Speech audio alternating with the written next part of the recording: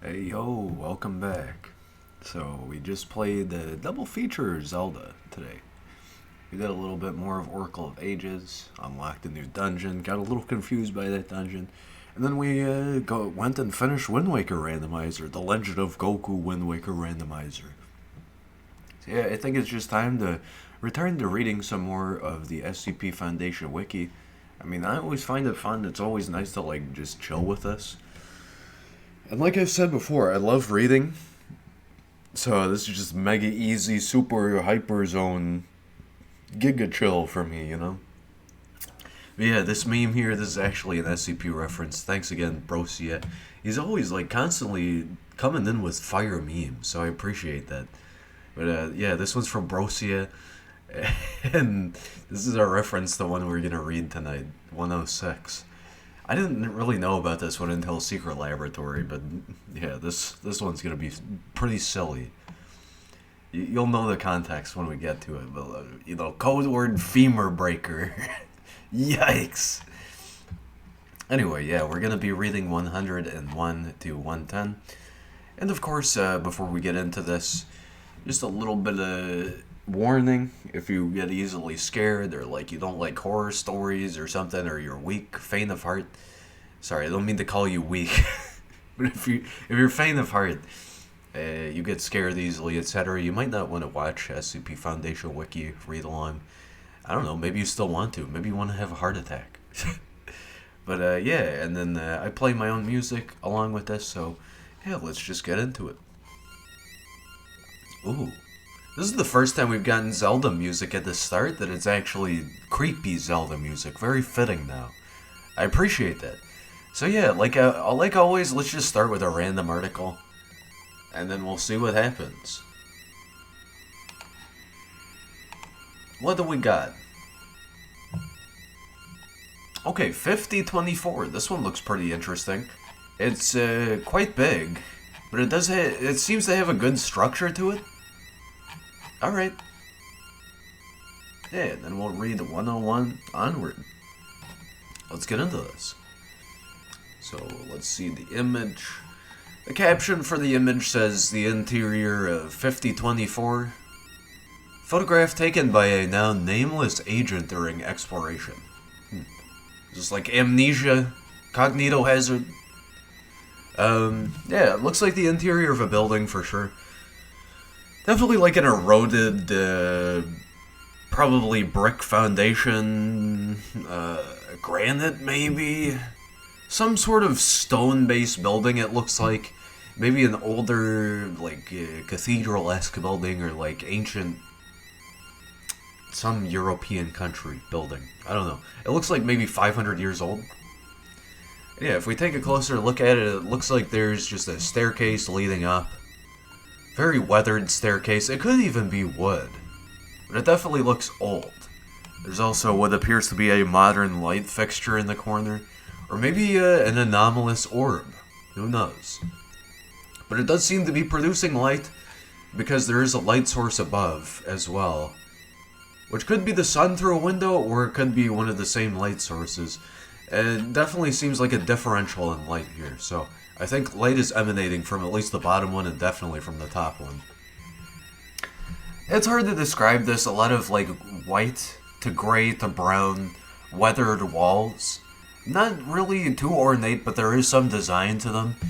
And it just leads up into a banister that is a ascending hallway. Of course, we have that light there illuminating some of the degraded walls. And yeah, this just appears to be a standard sort of like 1600s not castle, but like a mansion stairwell, maybe.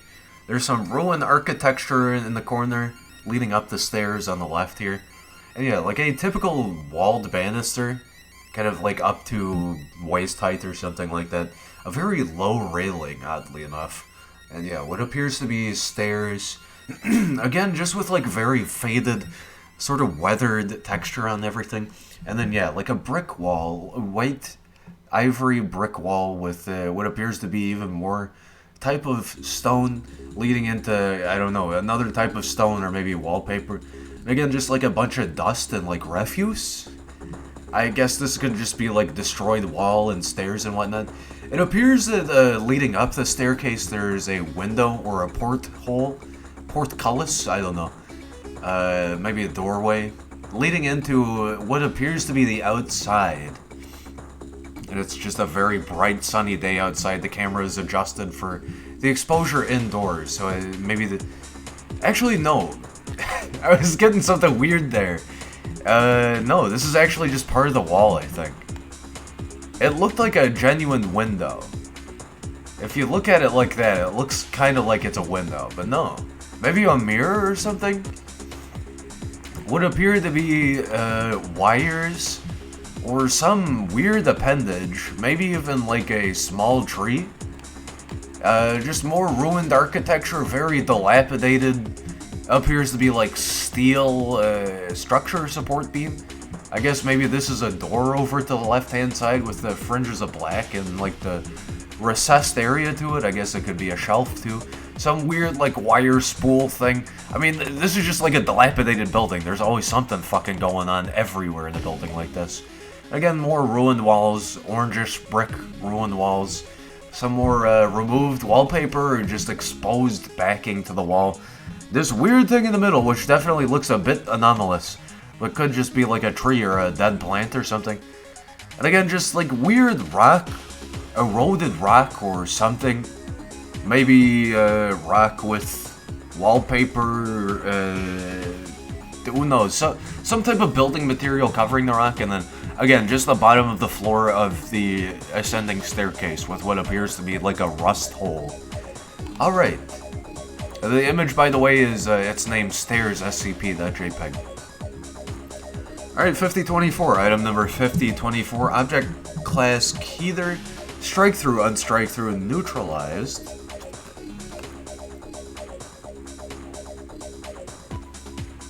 Special containment procedures due to the extra-dimensional location of 5024 and the temporary nature of its access points, physical containment is not possible. All efforts are to instead be focused on discovering a consistent method of entering 5024, as well as preventing potential victims from accessing one of its temporary entrances.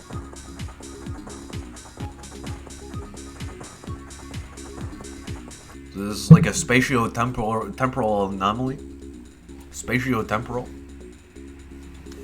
As part of these preliminary containment procedures, Mobile Task Force SAMPI-6, imaginary numbers, are authorized to work alongside pre-approved members of GOI A019, the Serpent's Hand. These procedures are awaiting update following neutralization. Description 5024 is an extra-dimensional infavorous entity which targets members of the thaumaturgical community. What the fuck? A smart building that wants thaumaturges? The power of the Thum. Due to being located outside of the standard existential paradigm, 5024 can only be accessed specifically through the Rosen Fortune Bridges. Footnote 1. Referred to by those who frequent them as ways. Okay. That it specifically hijacks. Ordinarily, these Rosen Fortune Bridges transport the user to a range of different locations following the execution of a certain set of actions, but once a hijacked bridge is activated, the user is taken immediately to the interior of 5024. No pattern has yet been discerned as to which bridges are hijacked at any given time, and the length of time a bridge is hijacked seems to be similarly random. This is like a TARDIS corridor. But between infinite potential endpoints. I don't know. Probably not infinite, but potentially infinite. Physically, 5024 is an abandoned building of uncertain size, primarily composed of stone and wood. The interior of 5024 superficially resembles an enormous library. However, all shelves present are empty and any books recovered have been found to be full of blank pages. No exterior to the building has yet been identified, as all windows present have only shown a black void outside, even when other parts of 5024 should logically be visible. 5024 cannot be exited using the bridge that the victim took to get there, but other methods of instantaneous transportation have proven effective. So to even get into this thing, you have to have like a fucking schizophrenic fit and walk into a new reality hole. Walk into a reality way or some shit. You gotta fuck your brain up. You gotta go do crack in an alley and then you'll go to this place or some shit. Extended exposure to the interior 5024 will result in a gradual Extended exposure to the interior 5024 will result in gradual informative digestion. This will begin with the loss of surface details such as the name of the victim and recent memories, but gradually progress until it is impossible for the victim to be identified as extant by others or themselves. So they cease to informationally exist. Footnote 2, it is presumed that this is followed by death from thirst or starvation, as the victim no longer possesses the knowledge necessary to eat or drink. However, this cannot be confirmed. I guess all experiments pertaining to this, the information of the person existing precluded knowing if they died or not. While ordinary information loss as a result of this process will only affect the direct victim, this is not the case if said victim either possesses or is a primary source for another piece of information of greater nutritional value. So is it as opposed to a chronivore that which eats time? Is a physiocovore or something? It eats information spaces? I guess chronivores would eat temporal spatial time, so yeah, I guess this could be chronovorous? Footnote 3, see A.A. Guilford's In the Belly of the Thought Eater for more information. So this is a chronivore. Just, it doesn't have to be time active, but it eats time and therefore information. In these cases, 5024 will use the victim as a direct link to said piece of information which is erased from all records following consumption, including human memory. Yeah, this is a temporal chronivore. It eats time. Note that while all records of information consumed in this way are erased, other forms of evidence will still remain, confirming that no actual changes to prior events take place. It's not a quantum chronophore. Or I guess, informationally it's dumb. It only does one thing at a time. As the nature of 5024 means that it exclusively targets the users of Rosen fortune bridges, the Foundation was unaware of its existence until members of GOI A019, the Serpent's Hand, reached out and provided documentation of its existence alongside a request for assistance. So we have a second image here. The caption of the image is believed to be a photograph of Charles Dupuy, taken in 1875. Charles Dupuy. The photo depicts a sepia-toned black and white image. So, brown and white as opposed to black and white. Depicts a man sitting in front of a background, presumably for a photo. There's a weathered photo, an image of a photo, if you will, it seems. Just a man with a slightly receding hairline. His hair is kinda styled. He's got it closely cut too. He probably went to the barber pretty recently, huh? He's got a roughly tied bow tie. It appears he has some sort of undershirt. And then he's wearing a large apron smock or just some weird overcoat from his time. He's looking into the camera and has a very slight smirk, I guess you could say. He's definitely smiling in a way, but I think it's just like out of existing. Kind of. This is very Mona Lisa-like. He's not full smiling, but he's doing the thing where he's like, I'm here. Yeah, so I guess this is like a matter-of-fact picture. And yeah, at the bottom right, we can see either some scuff marks, or maybe like a lapel on his jacket. I doubt that's what it is, though, because it appears to be on the picture which the photograph depicts, if that makes sense. Like, this is a picture of a photograph. Someone took a picture of this picture. So on the picture is something, and then it is a picture of something. Does that make sense? Whatever. It's a man. The image is named SCP-Occult.jpg. Interesting. Hey, Metroid music. Addendum 5024-1, archived documentation. The following is an excerpt from a letter believed to have been sent by the original creator of 5024, French occultist Charles Dupuy, to an as of yet unidentified individual. It is believed that at some point all information pertaining to Charles Dupuy was consumed by 5024. However, the records sent to the Foundation survived due to their storage in an anti-dimensional archive. That's some high-level words. Footnote 4C, file on POI 1832, World Maker Yosef. My comrade in the pursuit of truth, I find myself agreeing with you more and more when I watch the masses mill about the Wanderer's Library. It is a true shame what that den of learning has fallen to, when knowledge is put into the hands of those unqualified to properly use it. What can it yield but disaster? It is troubling in the extreme. With this in mind, and with your suggestions in our last meeting, I've been thinking about how I can best help the cause on. I cannot be helped now that the library is abandoned. The well of knowledge there is poisoned by unworthy hands. But as a schematic, the value of that place cannot be denied. The Wanderer's Library is of course now worthless, but must another library be the same? Surely if we can but craft a similar space, set it to stock its shelves by its own will, we could achieve a resource of equal worth in but a short time. So an extra-dimensional library, sort of like the Akashic Archives, whatever it's called.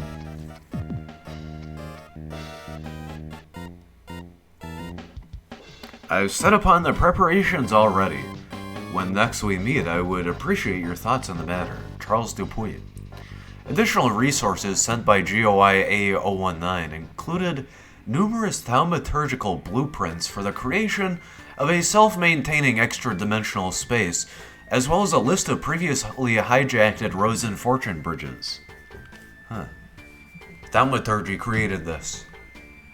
Upon analysis of this information and a consensus among command staff that the continued existence of 5024 posed an unacceptable threat to historical consistency, the order to neutralize 5024 was approved. Is this the enemy from Doctor Who? It's like chronovores ascended beyond comprehension and just started eating fucking time indiscriminately? Just expanded into a new universe of temporal chaos? The Yskarath. The order to neutralize 5024 was approved. In order to receive more intelligence to expedite this task, cooperation with the members of GOI A019 who had sent the information was approved. Due to their existing familiarity with the occult community and prior experience with thaumaturgical threats, this mission was assigned to Mobile Task Force Scp-106 Imaginary Numbers. Addendum 2 Negotiation Log. On 03/02/2020, in order to share information and negotiate cooperation, members of MTF Scp-6 met with members of GOI A019 at the ECAP Aled Efak in Rome, a space adjacent to the Cafe della Pace. Hope I pronounced all that right. Okay, it's a table attending individuals MTF Scp-6 and attending individuals GOI A019. So I'm just going to read them one side of the table across. So MTF to GOI. And just move on like that. MTF Sampi 6-1 Michael Flamia, commander of MTF Sampi 6 with prior experience with a range of occultist groups due to activities during youth. POI 2232 Jack, reality-bending entity of unknown capabilities. Wanted under various names for a number of petty crimes worldwide. Inconsistent appearance, generally appears as a young male with bright red hair. You know Sang-woo, he went to SNU.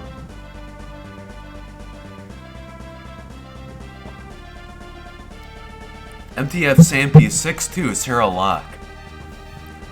Expert in transportation techniques from a range of thaumaturgic disciplines. Primarily responsible for extracting MTF Sampi 6 from a location when the need arises. So the Mobile Task Force has thaumaturgical agents. Interesting. POI 2233 The Bride. Believed interdimensional traveler. Although outwardly human, it is believed her psychology and inner biology are significantly different. This reads like a book I wrote. MTF Sampi 6-3 Abiola Buell. Trained in primarily offensive thaumaturgy, including Pythagorean disassembly and a number of Gygax-derived attack techniques. Responsible for neutralization of threats not vulnerable to conventional combat. POI 2234 Red 832, one of many replica homunculi of POI 299 Red. Upon creation was assigned a mastery of Athenian combat pyromancy, bald red-skinned humanoid. Well, this is like hard sci-fi. MTF Sampi 6-4 Tyra Jansen, trained in a range of divination techniques including geomancy, hydromancy, aeromancy, chiromancy, and spatulamancy. Responsible for reconnaissance in the field. POI 2235 Joe Smith, amateur thaumaturgist who is believed to have initially wandered through a Rosen Fortune bridge by accident. Intelligence suggests they are employed as a mathematics teacher and are a father of two. Middle-aged man with glasses and a mustache. Huh. This kind of reads like,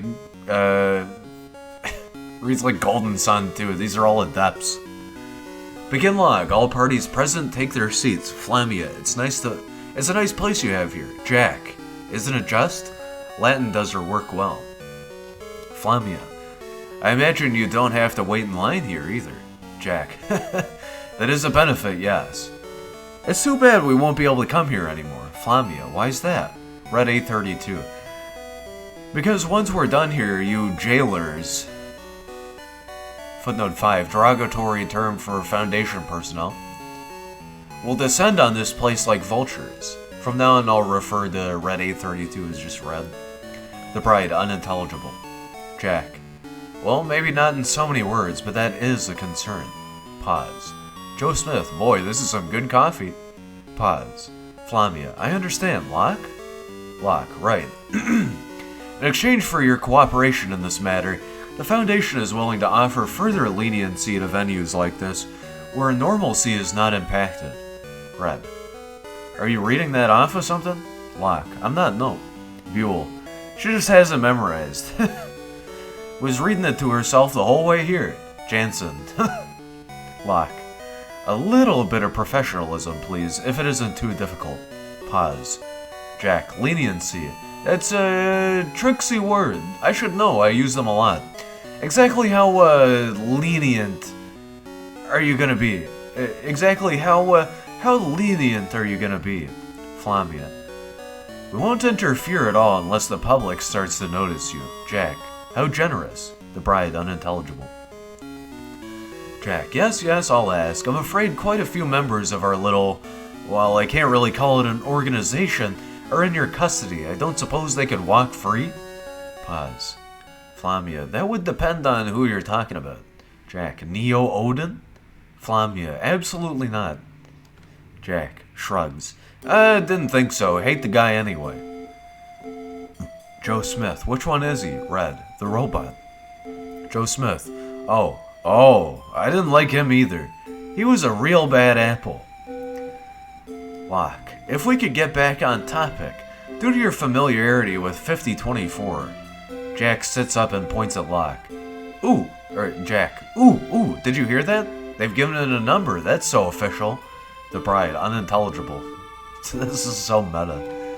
Pause. Jack shits. Jack sits back down. Jack.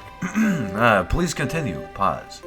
Locke. Due to your familiarity with 5024, the Foundation would like to enlist your cooperation in a joint mission to enter the anomaly in question and neutralize it. Red. How? Buell. Oh, we've got a way, don't you worry. Jansen. Red. Which is? Flavia. You'll have access to that information once we have you on board.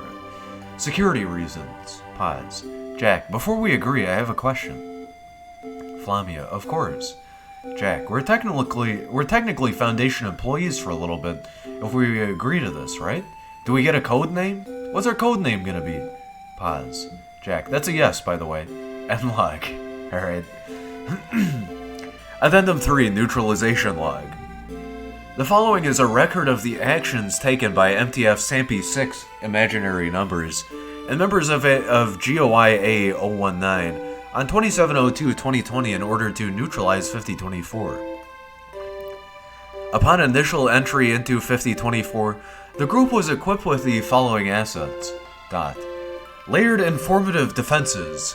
These were created by the conversion of a significant amount of junk data, such as duplicate maintenance records and minutes of non-vital meetings, into a conceptual barrier surrounding each member of MTF Scp-106. Interesting, an informational barrier. Similar defenses were created for the members of GOI A019. These were constructed on the premise that 5024 would have to digest the massive amount of junk data before it can begin directly consuming information related to the individuals themselves.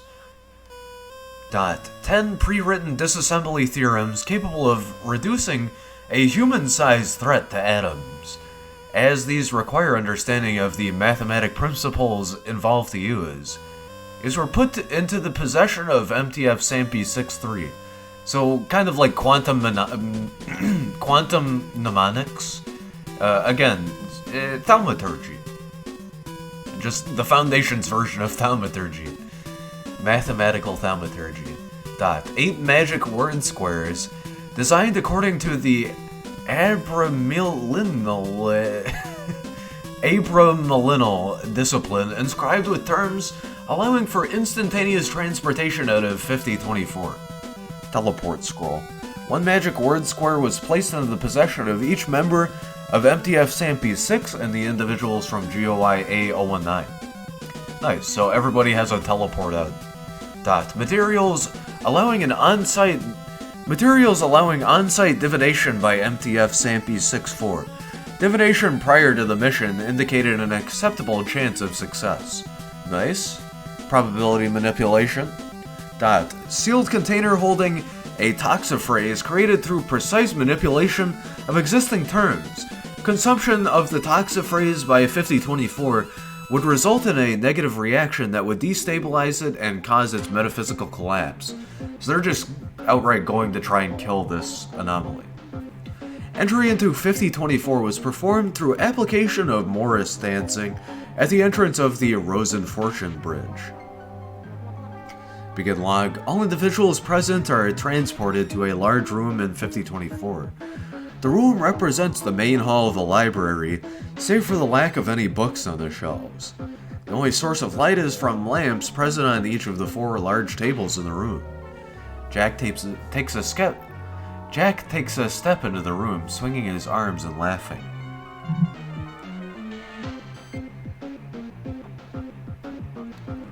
Jack. I have to say, you guys have some moves. Flavia, sound off. Locke. Roger, sir. Buell, roger. Jansen, Pause. Joe Smith, should I be doing that? Red, if you want to, I suppose. The Bride, unintelligible. Mobile Task Force Scp-106 fan out throughout the room, pointing their weapons in front of them. Flavia, Jack? Jack, yes, my liege? Flavia, we need to apply the toxiphrase right at the heart of this thing to make sure it circulates.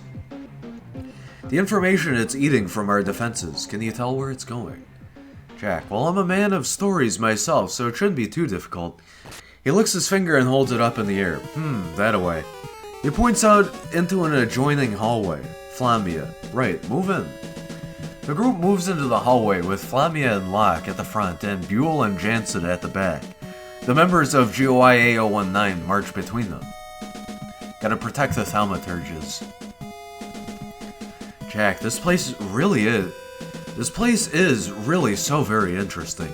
Invisible roots sucking up the information, dragging it, kicking and screaming through hallways like veins.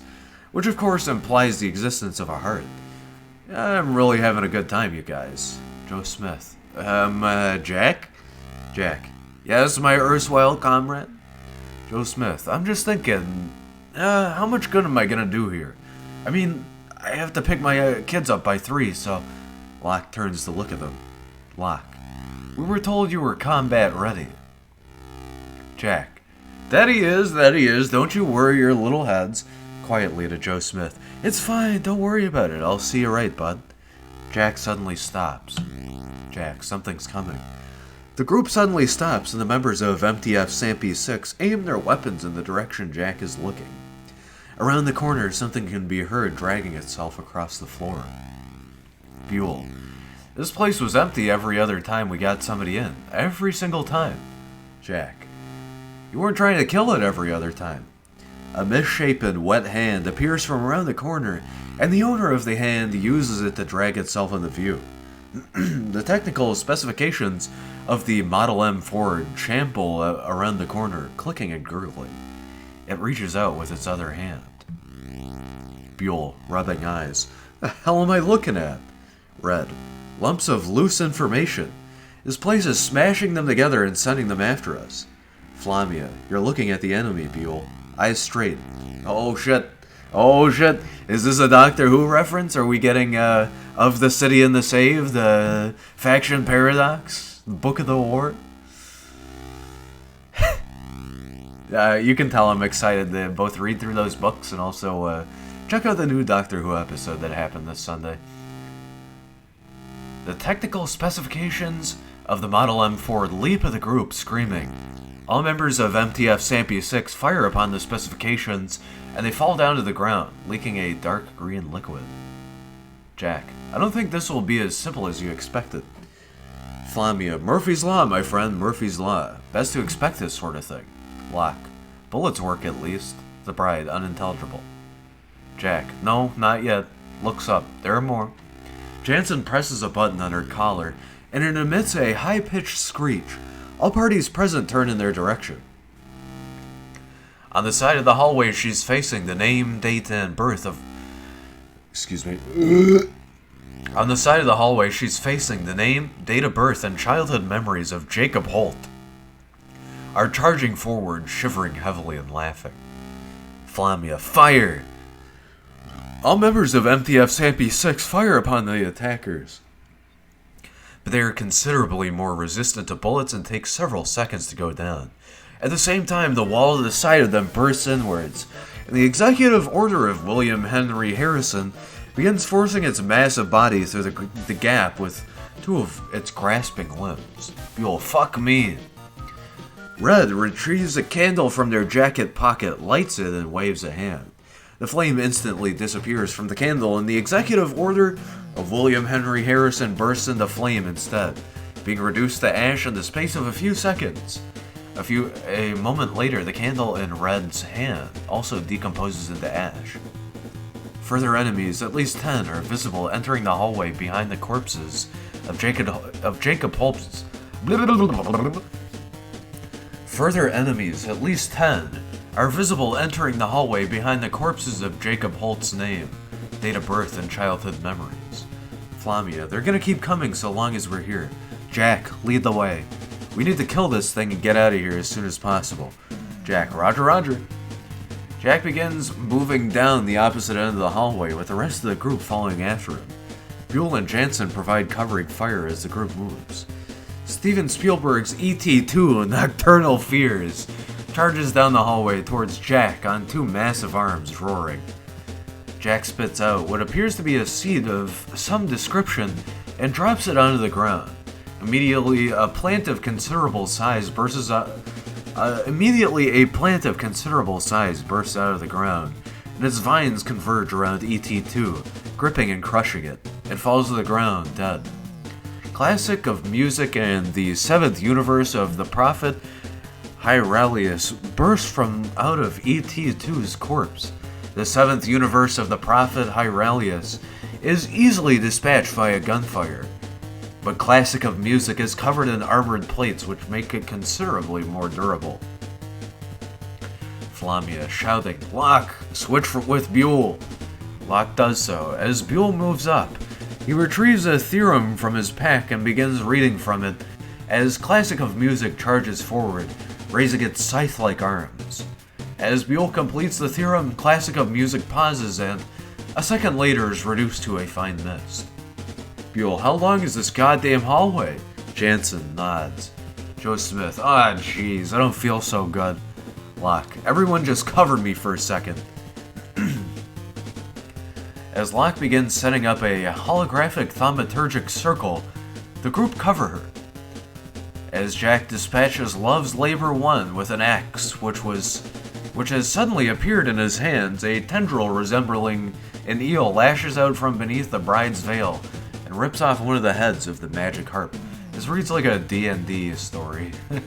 Is this Pathfinder? SCP Pathfinder? A moment later, the circle appears around the group and a corresponding barrier is erected around its border. The various entities are unable to breach it and beat against it with their limbs. Locke to Flamia. Forwards or backwards? Flamia, forwards. Nothing's changed. Jack, I just really want to take a moment and let everyone know how much I'm enjoying myself. You enjoying yourselves too? Joe Smith vomits. Locke places her hand in the center of the circle in the area the barrier covers, including the section of floor they are standing on, begins surging down the hallway at extremely high speeds. Within the space of a few seconds, the barrier becomes opaque as a result of splattered fluids from the numerous entities it is colliding with. Locke, 2 more seconds! The movement stops, and a second later, the barrier disappears. The gathered fluid collapses onto the group. All present members of MTF SAMP-6 wipe their visors clean. Numerous tendrils emerge from the bride's veil and lick the fluid off her clothing. Joe Smith vomits again. Red, that's foul. Jansen, Flamia, it was that or dying. Eyes up. The group are now in a large chamber with numerous other hallways terminating at various openings in the walls and ceiling. The room is lined with empty shelves, and strings of light are visible flowing from the shelves to an object hovering in the middle of the room. Jack, quietly. The information's clear here, strawberry flavored. The object in the center of the room resembles a massive human heart composed of wood and stone, with the impressions of constantly changing words running along its surface. As the strings of light enter the object through numerous holes along its surface, a loud chewing sound can be heard. Quite literal, huh?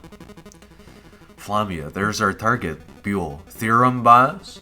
Flamia, bigger than a human, Buell. Not our first resort, at the very least. See if the toxophrase works first. The group steps toward the heart, which flails and screams in a deep human voice. Heart, the boiling point of lemonade is 100 degrees Celsius. The House of Habsburg is believed by the public to have died out in the 18th century. Walt Disney was born on the 5th of December, 1901. Sounds like a Dalek in my mind. A gap opens in the ceiling, and the location of the lost army of Cambyses begins pouring through the hole, snarling, with its multitude of heads and mouths. It lashes out with a tentacle and tears off the bride's left arm. She does not visibly react, save for a slight rustling underneath her veil. Heart, The group fires on the location of the lost army of Cambyses as it fully enters the chamber using one of its spindly, pointed limbs. Red assaults it with several bursts of blue flame using his candles, but the fires go out shortly after making contact with the enemy. In addition, Jack creates another plant in an attempt to force the enemy back into the hole, but it is of insufficient durability and is torn apart by the locations of ants. Heart. Alright, my kingdom, my home, my brain. Locke, we need to extract, sir. We're not equipped for this. Armored plating begins to cover the location of the lost army of Cambyses' hide, rendering gunfire ineffectual. It roars. Jack turns to Joe Smith. Jack, Joseph, I would absolutely love it if you'd show me that party trick again. Joe Smith, well, geez, are you sure this is the time, bud? Jack bows theatrically. Absolutely, take it away, my friend. As the enemy fully enters the chamber, it falls down to the ground and takes a defensive position in front of the heart.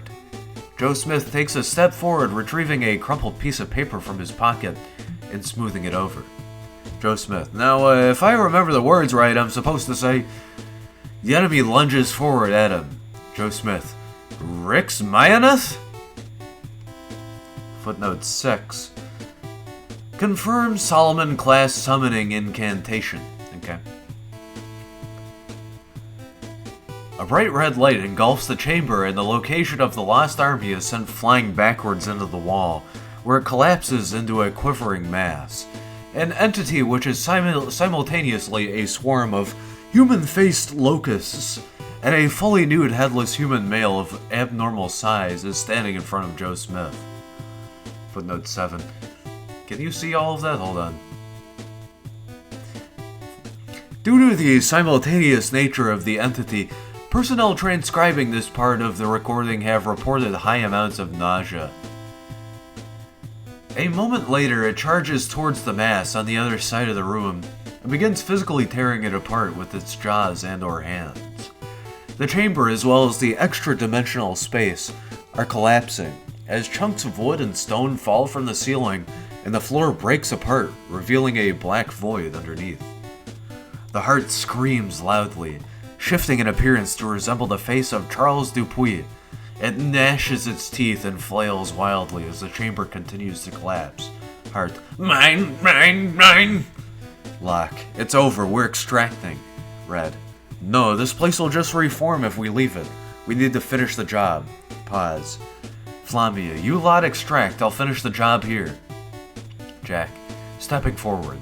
Well, forgive me if I'm out of turn, which I usually am, but it seems that as a denizen of the library, it'd be good form for me to finish this piece of library business, huh? Pause. Flamia, I see where you're coming from, friend, but the garden is the serpent's place. Pause. Jack, thought I recognized you. Good luck to you then.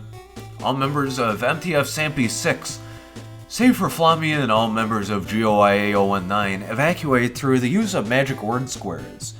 Jansen lingers for a moment prior to evacuating. Heart, my kingdom, my brain, my will, mine. Sealed container in hand, Flamia runs toward the heart, dodging out of the way of numerous chunks of rock and informative entities that fall from above. Heart, mine. He rolls out of the way of a strike from the heart's tongue and leaps over a growing hole in the floor.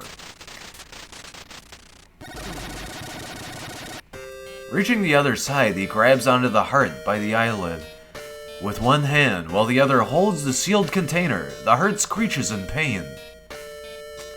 Heart, thieves! Communist parasites! Flamia, oi! The heart pauses its ranting, and its pupils shift to stare directly at Flamia. The sealed container opens. Flamia, data expunged, dickhead. Video lost. End log. Wonder if that's a canon data expunged there, if that's just, the data was removed. The destruction of the 5024 extra-dimensional space was confirmed immediately after. As the consequences of existing outside a specific universe are variable and inconsistent, Michael Flamia has been declared missing in action pending confirmation of his status. He said dickhead, so he probably turned into a penis man. All of reality in that dimension no longer existed, except for data expunged dickhead. He became the dickhead. Addendum 4, further exchange with GOI A019. Epilogue. Although the members of GOI A019 left the area with haste, Shortly following their emergence from 5024, the Foundation received further communication from them a week later in the form of several objects that appeared within Site-22. These objects consisted of, a coiled-together eel which regenerates any physical damage within the span of several seconds, tentatively designated SCP quadruple blank. A candle which, when lit, does not go out without direct interference on the part of the one who lit it, tentatively designated SCP quadruple blank. A small spider-like creature which cures any physical condition affecting the bowels within its range, tentatively designated SCP quadruple blank. A genetically normal dairy cow. They were accompanied by the following note. We really do appreciate everything you've done, but some of our comrades don't seem to look on our little alliance so happily, so it's best we don't meet face to face again. Still, we had fun. Don't you worry though, we'll find your boy. J. Attempts to trace the current location of POI 2232, Jack, and his subordinates have proven unsuccessful. Well, that's the thaumaturges. Some thaumaturges, at least. Anti-memetic, bibliothetic, concept, extra-dimensional Keither, neutralized predatory serpent's hand, Wanderer's Library. Well, that one was really interesting. It was quite long, but I did enjoy it. It was very interesting, for sure. Kind of up there with, like, the alchemy stories, too. I like thaumaturgy. It's interesting. Alright, here's 101. Let's start the sequential read-through now, hey, shall we? I hope you guys are enjoying so far, and I sure am. Let's get into this. Item number 101, Object Class Euclid Special Containment Procedures. 101 is currently stored in the sub-basement 02 of Site-19, inside of a standard fireproof document lockbox within a reinforced concrete room of standard facility size. Said room has been fitted externally with a standard double bore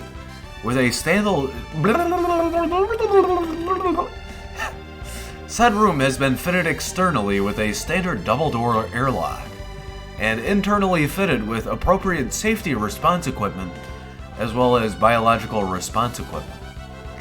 Only personnel of Level 3 are permitted to enter the SCP-101 holding room. Personnel of Level 2 or lower are permitted to interact with 101 only with directives from Level 3 or higher personnel, or with standing directives. The airlock for 101 is set to a standard 10-10-minute cycle, during which standard screening scans for biological or environmental hazards will be made. 101 is under standing directives for use during 0600 and 2000 hours. Outside of the airlock of the holding room for 101, two level 2 guards are to be posted at all times with overlapping shifts. Description: 101 appears as a satchel or bag of intermittent size, with observations ranging from an opening of 15 centimeters in diameter to 70 centimeters in diameter. The depth of the container has varied with no standard mean of equality to the relative diameter. Did I say 70 centimeters? Whatever.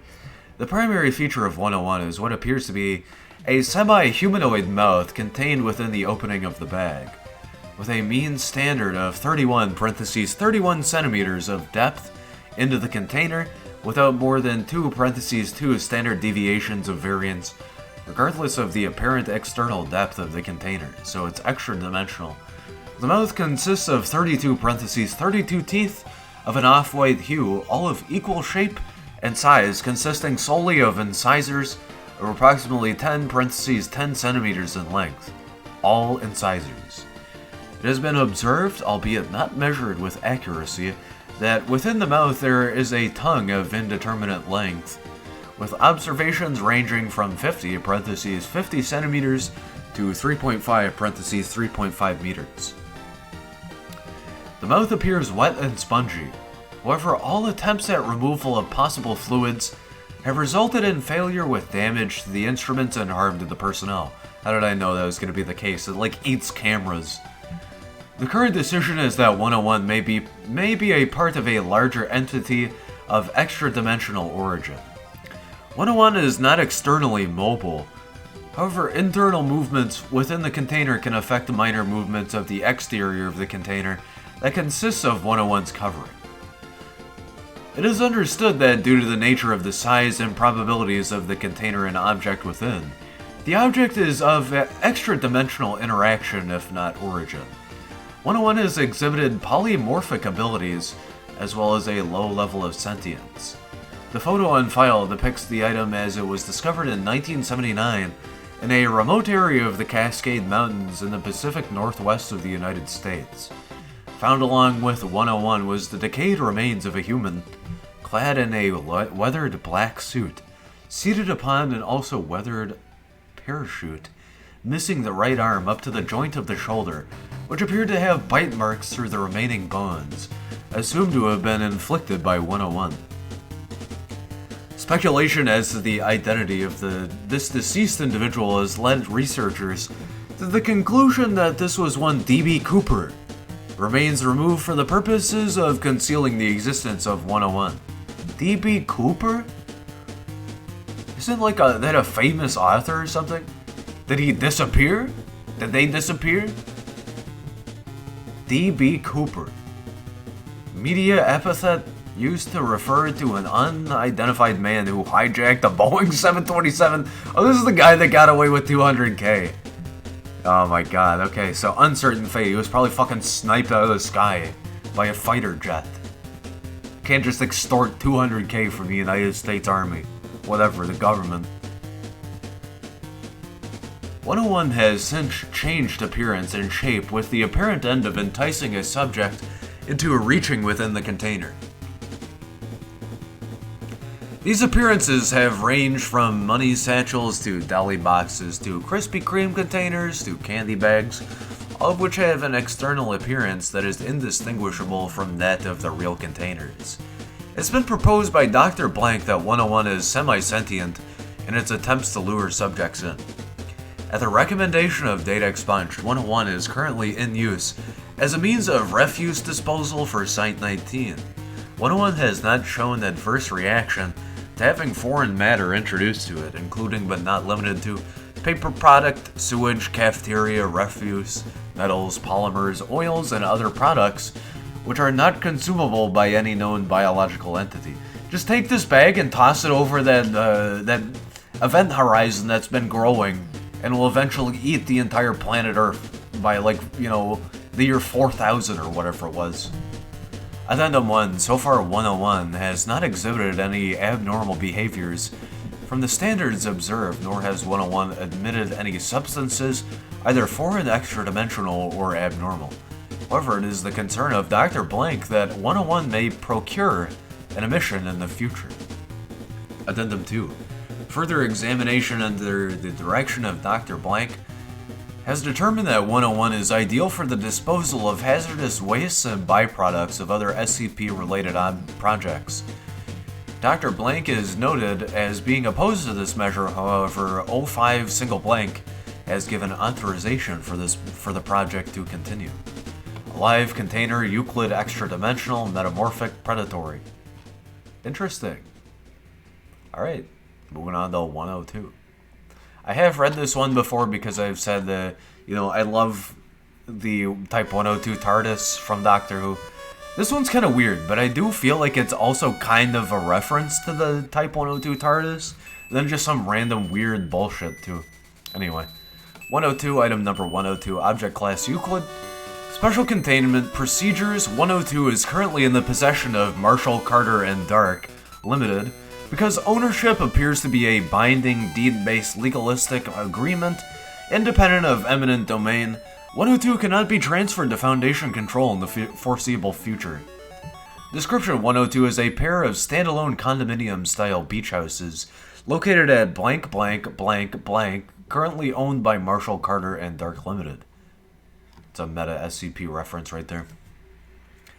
Through the use of a dummy corporation known as Geyser Housing Associates and rented to Marshall, Carter, and Dark members, as a vacation home for those with discerning taste in the eclectic adventures of privileged life, the two share similar properties, although data expunged.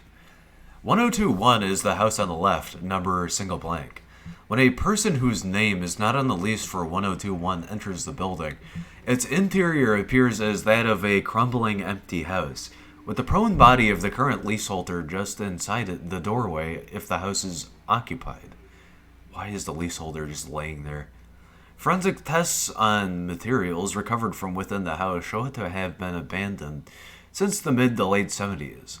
All photographs taken within 1021 corroborate this, regardless of the lease status of the photographer.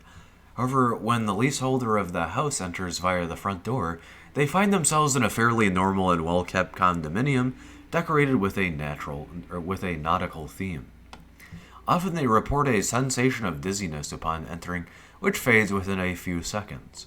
When the leaseholder of 1021 exits the building, they become what is, to all intents and purposes, an incorporeal spiritual manifestation, capable of willful invisibility and moving through solid objects unimpeded.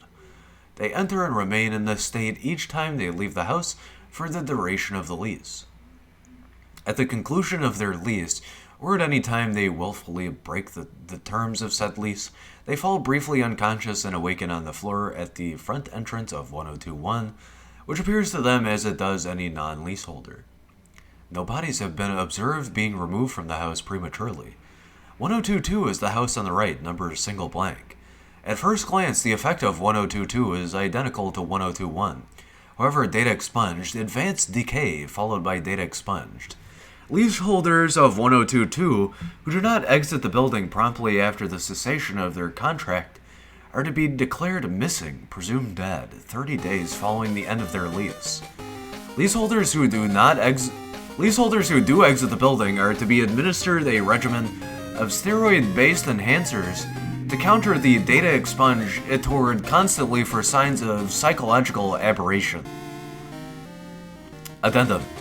All information in this report is unverified, though details are consistent from multiple sources. The content of this report was taken from interviews with D-Class personnel numbers 1070869, death sentence, rape, murder, 1033654, life without parole or aggravated assault on a minor, and 3370633, death sentence redacted, all of whom were frequent tenants of 1021 prior to incarceration. It is theorized that D-1033654 made use of 1021's effect to commit data expunged. See interview logs 102123 for full transcripts. That is absolutely fucked, but also like an interesting SCP too. It's just weird. Marshall Carter in Dark, that's again a big meta SCP reference. Building, Euclid featured intangible. Sensory transfiguration. I don't know what this one was going for, but it's very odd. Alright, here's 103, let's move on. Item number 103. Object class Euclid status recontained, special containment procedures. Strike-through 103 does not require any specific or strict containment procedures. If 103 begins to show any signs of distress or erratic behavior, 103 is to be moved to a 5 meter by 5 meter room while awaiting medical examination on strike-through. No answer. See Addendum 103A and 103B. 103 is to be maintained in a medically induced vegetative state to ensure compliance. It is to be kept alive with regular data expunged, certain that the incisions are not allowed to heal, keeping 103's stomach cavity exposed at all times. Class 4 Foundation Restricted Medical Kit is to be employed by all personnel interacting with 103. All redacted from 103 are to be incinerated. At no time should any personnel come into unprotected contact with any object or substance removed from 103. Description: 103 appears to be an average human male in his mid-40s. Subject has been measured at 190 centimeters in height and weighing in at 100 kilograms. Subject was born in 19 double blank on blank blank meaning like 30th, for example, like date, TH. The subject has no known living relatives at this time. Subject checked into a small local hospital in mid-April at approximately 9:30 p.m. The subject explained to the doctor on staff that he had not eaten for weeks due to not feeling any effects of hunger. After an initial examination, 103 appeared to be perfectly healthy despite his condition.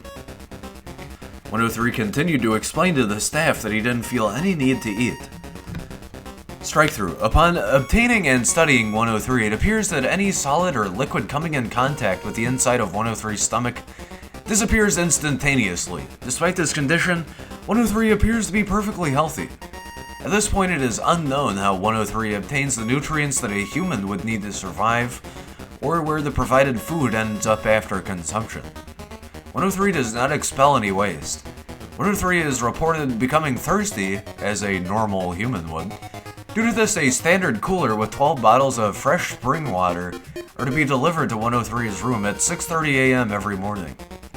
103 has shown no signs of hostility towards our staff, occasionally engaging in conversation and board games provided by the staff on Strikethrough.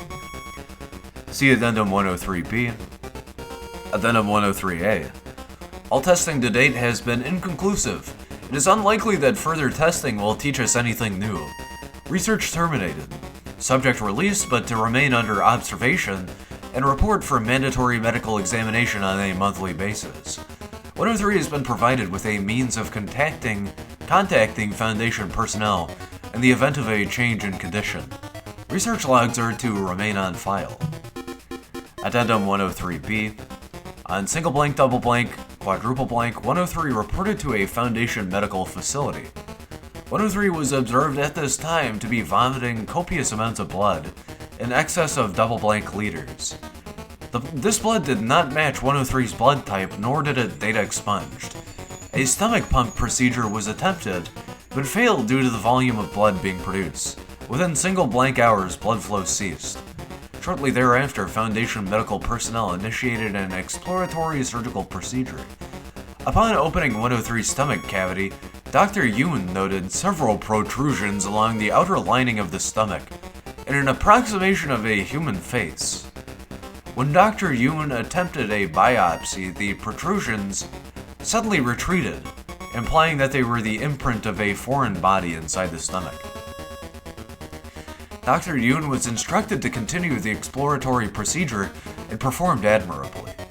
His reluctance was noted on record and will be submitted as evidence in the hearings of Supervisor Blank's court-martial procedure. When the stomach was opened, data expunged alar to cestoid data expunged, fatalities including Dr. Yoon, Research Assistant Sims, and Research Assistant Renfield. Medical Supervisor Blank's negligence is under review. 103 has been reclassified Euclid and recontained with updated containment protocols. Alive Euclid, humanoid, parasitic, rewrite sentient. Very weird. Alright, there's 104. Another short one. I saw the autonomous tag. Item number 104, Object Class Euclid. Special Containment Procedures 104 is currently contained in a steel box with electronic keypad access. Access is to be restricted to Class 3 and higher. Do not allow 104 to come in contact with any living tissue. Any and all interaction with 104 is to be handled via robotic assistance or with full hazmat suits and gloves. Anyone found to be imprinted by 104 must submit for unimprinting. Failure to do so within 24 hours of exposure will result in termination. Description 104 is a sphere 35.5 centimeters, parentheses 14 inches around and weighing 2.3 kilograms, parentheses 5 pounds. The outside is glass and very smooth, coating the sphere in a layer 6 millimeters, parentheses 0.2 inches thick. Under this layer is an extremely intricate design of very thin black and white lines. This inner core is a delicately carved ball of wood, giving slight texture to the line design. The design itself is unimaginably complex and seems to form something of a Rorschach test, as all viewers seem to have a different interpretation. Movement or a ticking sound from inside the sphere has been reported, but at this time is unconfirmed. Whenever a human touches 104 in its unimprinted state, it will imprint on the subject. If the imprinted subject moves more than 9 meters (30 feet) from 104 for more than 5 minutes, 104 will appear within 2 meters (7 feet) of the imprinted subject. The shift appears instantaneous, disappearing and reappearing in less than a nanosecond. Instant transmission, regardless of distance or intervening objects. Every hour that the subject remains within 9 meters (30 feet) of 104, it will move 1 foot closer to the subject until it is touching the subject. When 104 is touching its imprinted subject, it will not attempt to move closer. 104 will not exhibit this behavior to non-imprinted subjects and will only imprint on one subject at a time. Thick cloth or metal appears to block the imprinting in most cases. Testing of 104 with multiple instances of SCP-1680 suggests this imprinting is not genetically based, as 104 does not change behaviors when faced with multiple genetically identical subjects. So it's like subject-based or something, or object-based, or I don't know. 1680.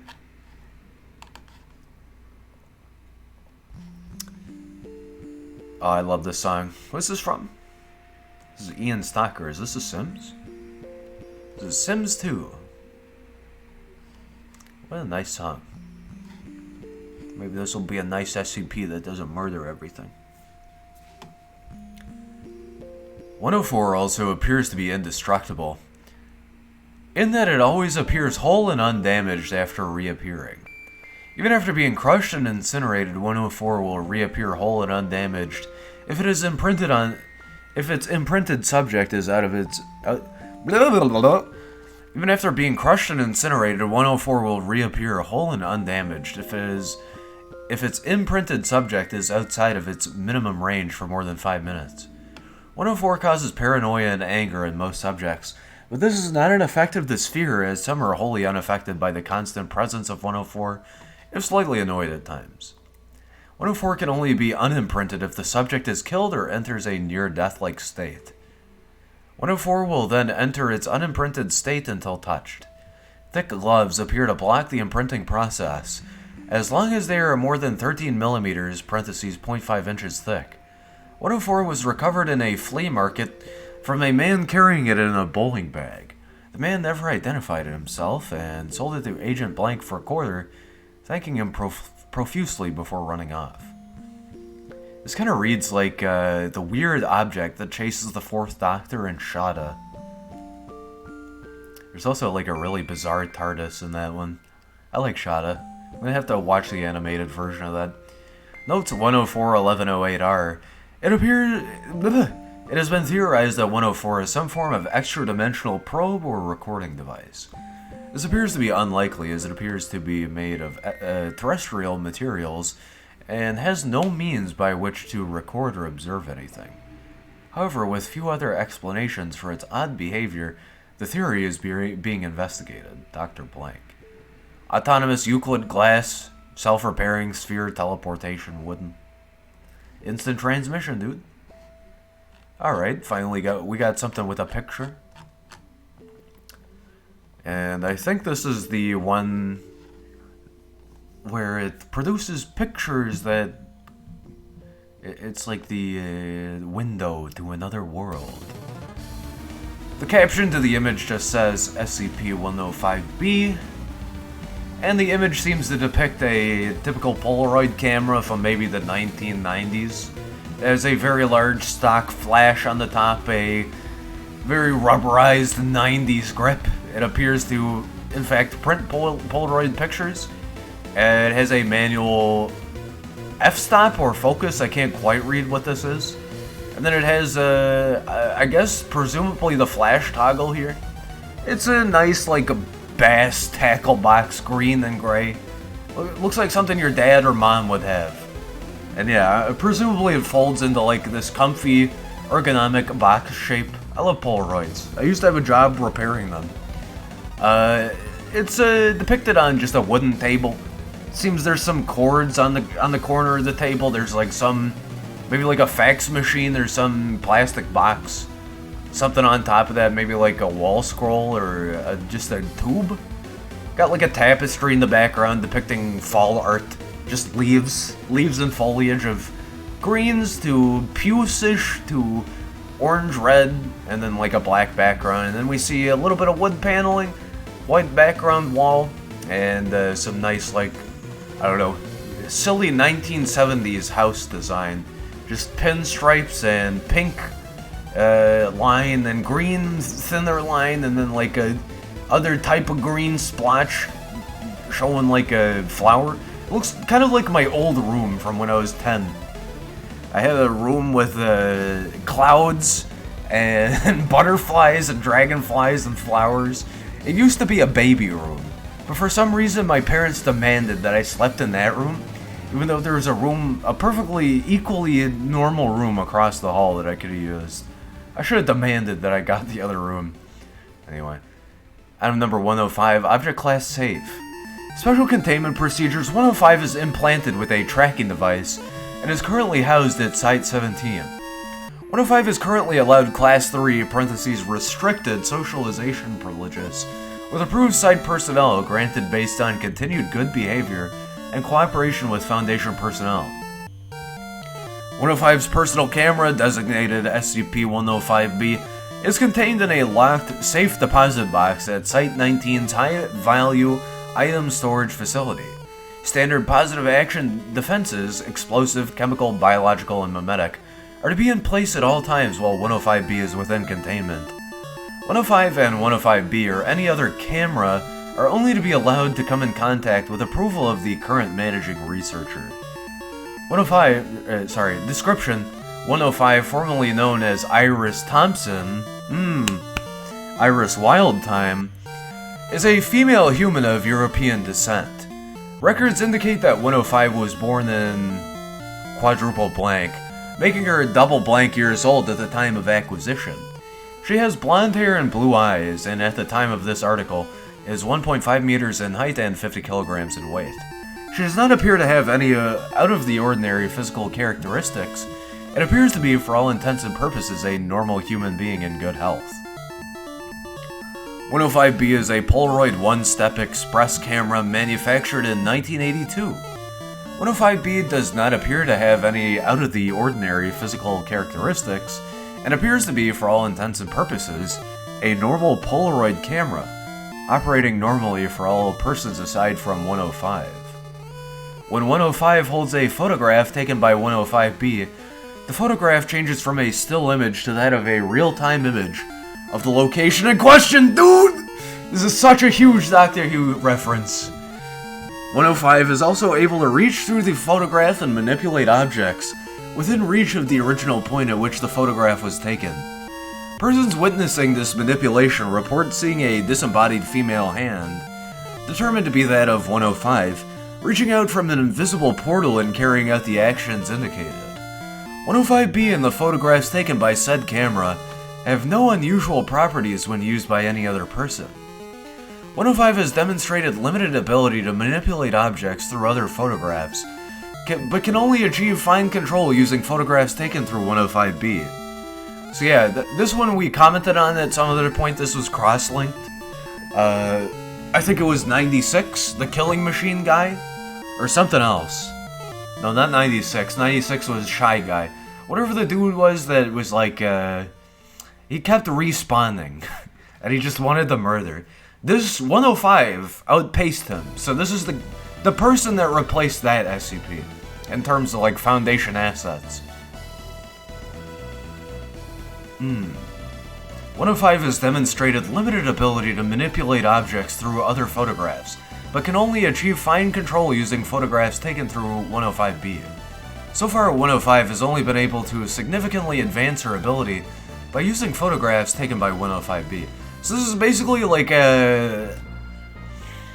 once TARDISes became extremely advanced, which I'm kind of a fan of appending 100 through 105 for these articles to this, but it doesn't have to be a Doctor Who reference. Anyway, for Doctor Who lore, once TARDISes got past like 105, basically, actually, the Time Lord sort of got real creative. So this definitely does feel like a direct Doctor Who reference, maybe like a War in Heaven reference or something. Because there is a specific Time Lord that has a TARDIS that is just a camera that produces images as doorway portals to different times. So I feel like this is a hardcore reference, dude. Appendix 1, Circumstances of Acquisition. 105 was brought to the Foundation's attention shortly after the murder of her boyfriend.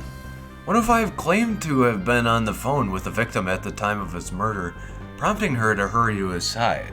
However, telephone records did not correspond to her story, making her suspect in the murder. 105 informed her lawyer that she had in fact witnessed the murder through a photograph she had taken with her boyfriend several days prior. The attorney in question disregarded the story and recommended that the subject plead guilty. Subject refused to do so and subsequently told her story in court, offering to demonstrate her ability. This led to Foundation contact. Neat. That's a glow up. Usually you just go to fucking jail. Just go straight to jail. Do not pass go. Subject was immediately contained by the Foundation. Foundation personnel retrieved 105B from 105's home, replacing it with an identical model. What? You think someone else is gonna be there? And returned it to her. 105's parents were informed that she was killed during the botched escape of another patient while both were in custody of the blank blank psychiatric care facility. So wait, did they clone 105B? Gave her another version of it? Appendix 2, excerpt from interview log 105-08-44-26, dated double blank, quadruple blank, begin log. Dr. Blank. Please give a brief personal introduction, including date and place of birth in your name. 105. Okay, my name is Iris Thompson. I was born in Phoenix, Arizona on May 12th, quadruple blank. Doctor. Good. First question. When did you become aware of your abilities? 105. I'm not sure, but I think I was either 10 or 11. I remember because I was looking at a picture of the ocean and I noticed that the waves began moving. Doctor. How did your parents respond when you told them? 105. They just said that I had an overactive imagination. Doctor. When did you discover that you're able to manipulate objects through a photograph? 105. It first happened when I was 11, 12 maybe. My family took a trip to the Grand Canyon. I looked at a photo album after we got home and brushed my hand up against one by accident. When I did, I pushed a rock over the edge, falling into the canyon. I could actually hear it clatter on the way down. Doctor, go on. 105. I became fascinated with photography after that.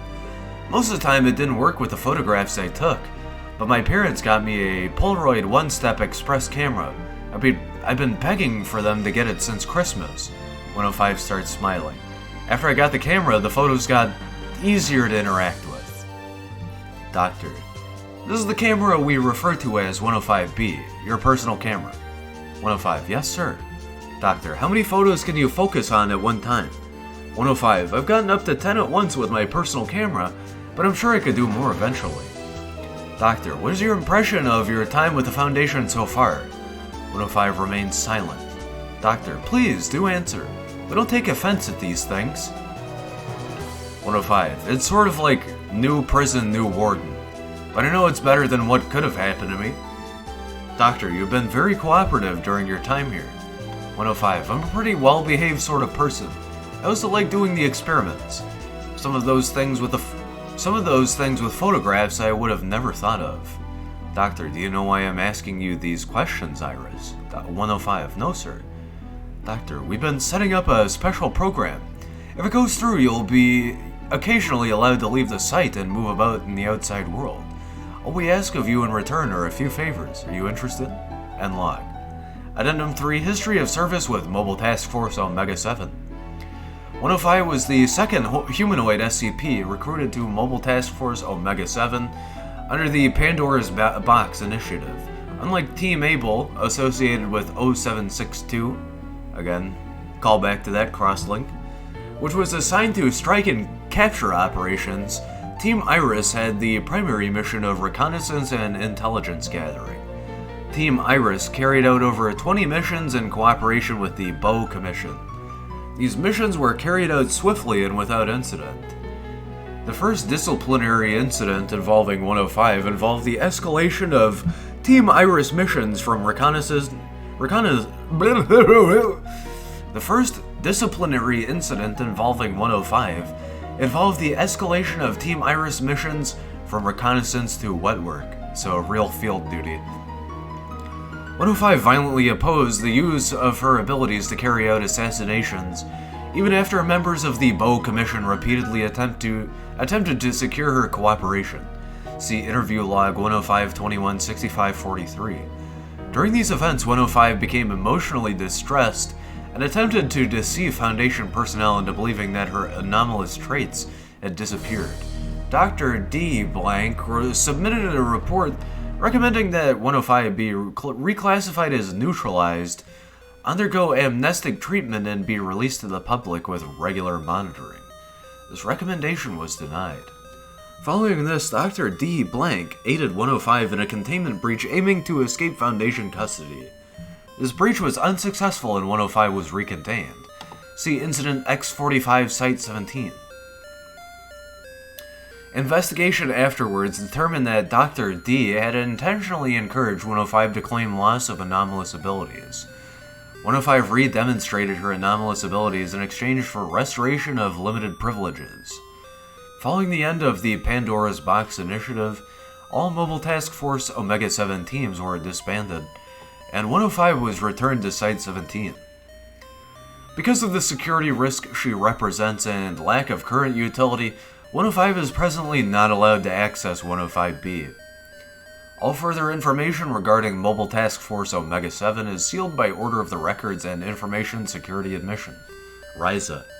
Director blank blank Records and Information Security Administration. Addendum 4, Special Notice Current Containment Status. Following Incident R1300 Site 17 is links to immediate actions. Many formal and informal reports have been made regarding 105 and a supposed connection to Mobile Task Force Alpha 9. This leads to resurrection. These reports constitute a serious breach of security. All information regarding Mobile Task Force Alpha 9 is restricted. All information regarding current research on anomalous characteristics of 105 is restricted. All reports or rumors regarding any current or recent use of 105 as a Foundation asset are to be considered categorically false and should be reported to the Records and Information Security Administration. Director blank blank, Records and Information Security Administration. So they want to keep it under wraps that they're still using 105 for like extremely high level ops, but they really just don't want people to be aware of it. Alive co-authored humanoid Iris Thompson. Photographic. Rewrite safe, sapient, sentient, telekinetic. Telekinetic, huh? Interesting. Here's immediate actions. Here's resurrection. Holy shit, what is all that? Anyway. Here's 106. The caption for the image says SCP-106 Mid-Emergence. Resurrection is a cool series. Hey, brosi. We just shared this earlier. You posted this in the Cosmos Discord. And it's going to be fitting. You just showed up right in the right time for this, 106. That's the perfect fitting image. You read Resurrection recently? I definitely want to check out more side content, not just sequential stuff. But I feel like once I sort of like fall off the wagon enough, it just becomes like several hours of side content. I'll definitely check it out though. Well, good. I hope you enjoyed it, and I hope you're enjoying this. We have revisions for this one? I guess I'll read both. Anyway, yeah, SCP-106 Mid-Emergence is what the image caption says. It is titled 106 Emergence Clay.jpg. K-L-A-Y. And this is 106. It's sort of an entity that is apparently morphing through the wall, just walking through it. It is very burned looking. It looks like a ghoul from Fallout 4. Definitely it looks like an emaciated corpse with like a radiated or just like cursed toxic skin. Silver eyes, Looks like it's missing its nose. Its teeth are just horribly corrupted. Also, like, not whitish silver, but like a darker silverish. And it has like a visible chin and whatnot. I'm not sure what this is. Is this a pipe? Could be its arm or something, but it appears to be a like very ghoulish figure with a black jacket waltzing through a wall, just through a void. And this looks like a typical basement or something.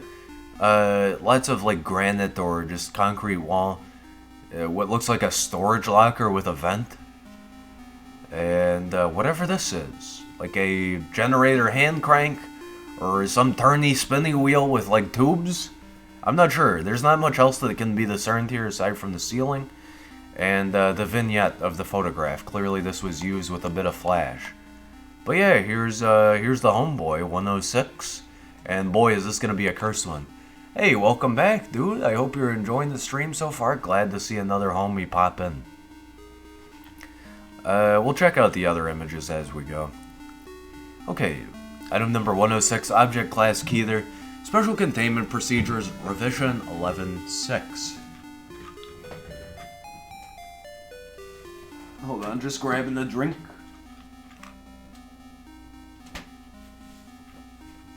Did I just see a sandwich?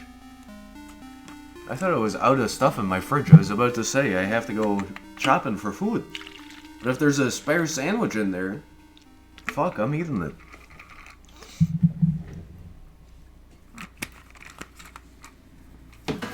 Okay.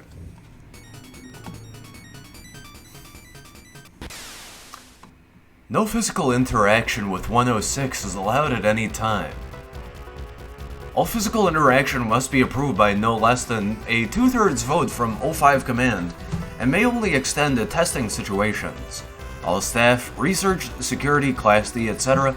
are to remain at least 20 meters away from the containment cell at all times, except for mandated maintenance and reevaluation checks.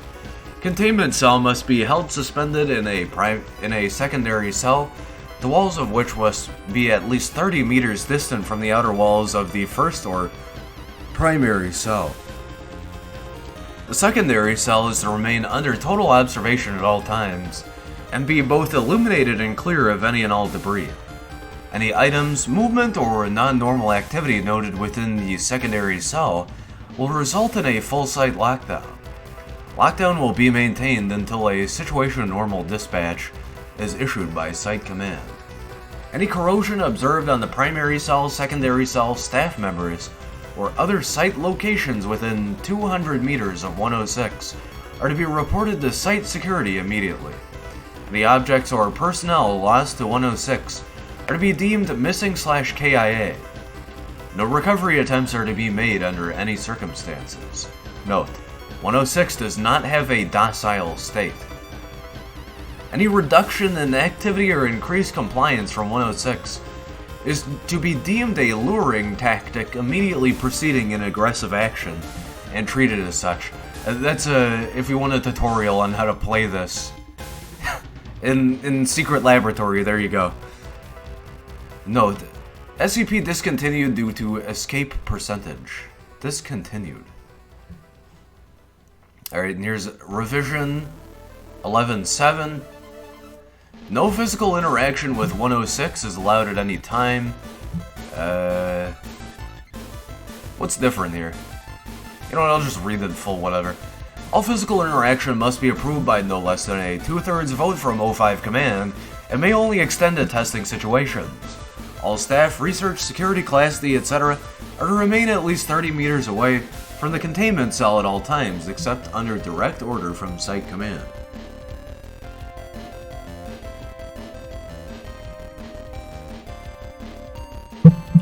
.106 is to be kept within a sealed container comprised of 16 layers of lead-lined steel, each separated by no less than 18 centimeters of open space, aside from minimal support struts.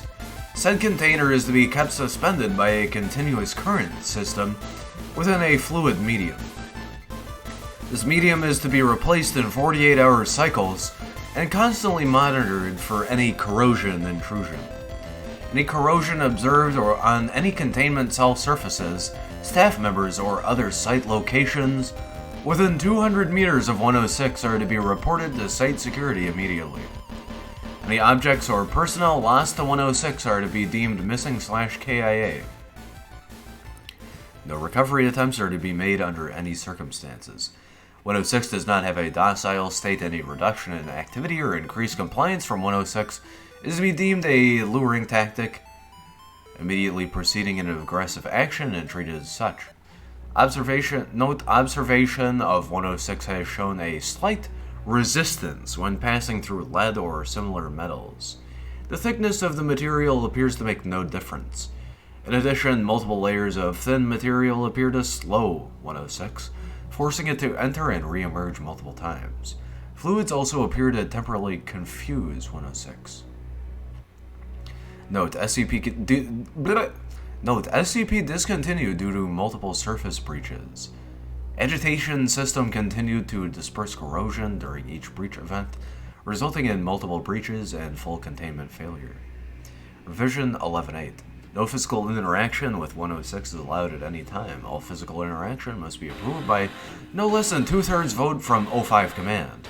Any such interaction must be undertaken in AR2 maximum security sites after a general non-essential staff evacuation. All staff, research, security, class D, etc. are to remain at least 60 meters away from the containment cell at all times, except in the event of breach events. 106 is to be contained in a sealed container comprised of lead-lined steel. The container will be sealed within 40 layers of identical material, each layer separated by no less than 36 centimeters of empty space. Support struts between layers are to be randomly spaced. Container is to remain suspended no less than 60 centimeters from any surface by ELO IID electromagnetic supports. Secondary containment area is to be comprised of 16 spherical cells, each filled with various fluids, and a random assembly of surfaces and supports. Secondary containment is to be fitted with light systems capable of flooding the entire assembly with no less than 80,000 lumens of light, instantly with no direct human involvement. Both containment areas are to remain under 24-hour surveillance. Any corrosion observed on any containment cell surfaces, staff members, or other site locations within 200 meters of 106 are to be reported to site security immediately.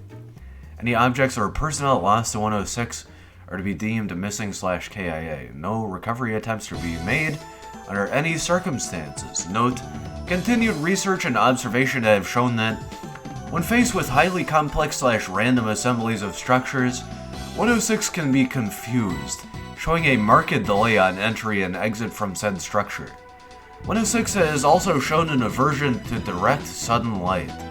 This is not manifested in any form of physical damage, but a rapid exit into the pocket dimension generated on solid surfaces. These observations, along with those of lead aversion and liquid confusion, have reduced the general escape incidence by 43%. The primary cells have also been effective in recovery incidents requiring recall protocol double blank, double blank, single blank, recall protocol double blank, triple blank, single blank. Observation is ongoing. Okay, our second image. It appears to be a very rusted metal, maybe iron or steel door. Extremely rusted. It looks like a prison door for a very horrible sanitarium from 1940 or something. Yeah, the walls have this very stark, ugly tile to it. It's like clean room. Oh, it's fucking awful. And yeah, some sort of granite or concrete floor, very cracked and disheveled. This almost has an art grainy feel to it, but yeah, a very, very, very rusted metal door with what appears to be a handle, a removed sliding lock mechanism, or maybe this is an interior sliding lock mechanism and something activates it, and the bolts sealing the door to itself, to the wall. Yeah, it is a door leading to something. It has a grate in the middle. Presumably it can be opened, or maybe it is open. If it is open, it is completely dark in there. And yeah, on the left-hand side is like some aberration, some very dark splotches. Towards the bottom of the tiled wall, just some standard, like, very strange old medical building stuff. It looks very, very weird. This looks like some Silent Hill shit. The caption for the image: corrosion damage on the initial recovery cell. Containment procedures have since been revised. Description: 106 appears to be an elderly humanoid. Is this not FEMUR breaker? This is just the old man pocket dimension, right? Or is this also FEMUR breaker? Description: 106 appears to be an elderly humanoid with a general appearance of advanced decomposition. His appearance may vary, but the rotting quality is observed in all forms. 106 is not exceptionally agile and will remain motionless for days at a time, waiting for prey. 106 is also capable of scaling any vertical surface and can remain suspended upside down indefinitely. This guy is cursed. When attacking, 106 will attempt to incapacitate prey by damaging major organs, muscle groups, or tendons, then pull disabled prey into its pocket dimension. So yeah, this is the pocket dimension old man. I love this guy, he's freaky. I like what he does though. 106 appears to prefer human prey items in the 10 to 25 years of age bracket. 106 causes a corrosion effect in all solid matter it touches, engaging a physical breakdown in materials several seconds after contact. This is observed as rusting, rotting, and cracking of materials, and the creation of a black mucus-like substance similar to the material coating 106. This links to the young man. We have the young man and the old man, huh? What the fuck? War photo, but he looks sinister, demented. This effect is particularly detrimental to living tissues, and is assumed to be a pre-digestion action. Corrosion continues for 6 hours after contact, after which the effect appears to burn out. 106 is capable of passing through solid matter, leaving behind a large pass of its corrosive mucus. 106 is able to vanish inside solid matter, entering what is assumed to be a form of pocket dimension.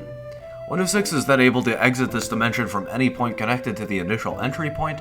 Examples: entering the inner wall of a room and exiting the outer wall, entering a wall and exiting from the ceiling. It is unknown if this is the point of origin for 106 or a simple layer created by 106. Young man is the origin story for the old man. I thought so. We just read a thaumaturgy article too, and I think this has something to do with some dude that, you know, kind of like, I don't know. I don't know what to compare it to. I think he acquires his own powers and then drives himself mad or something.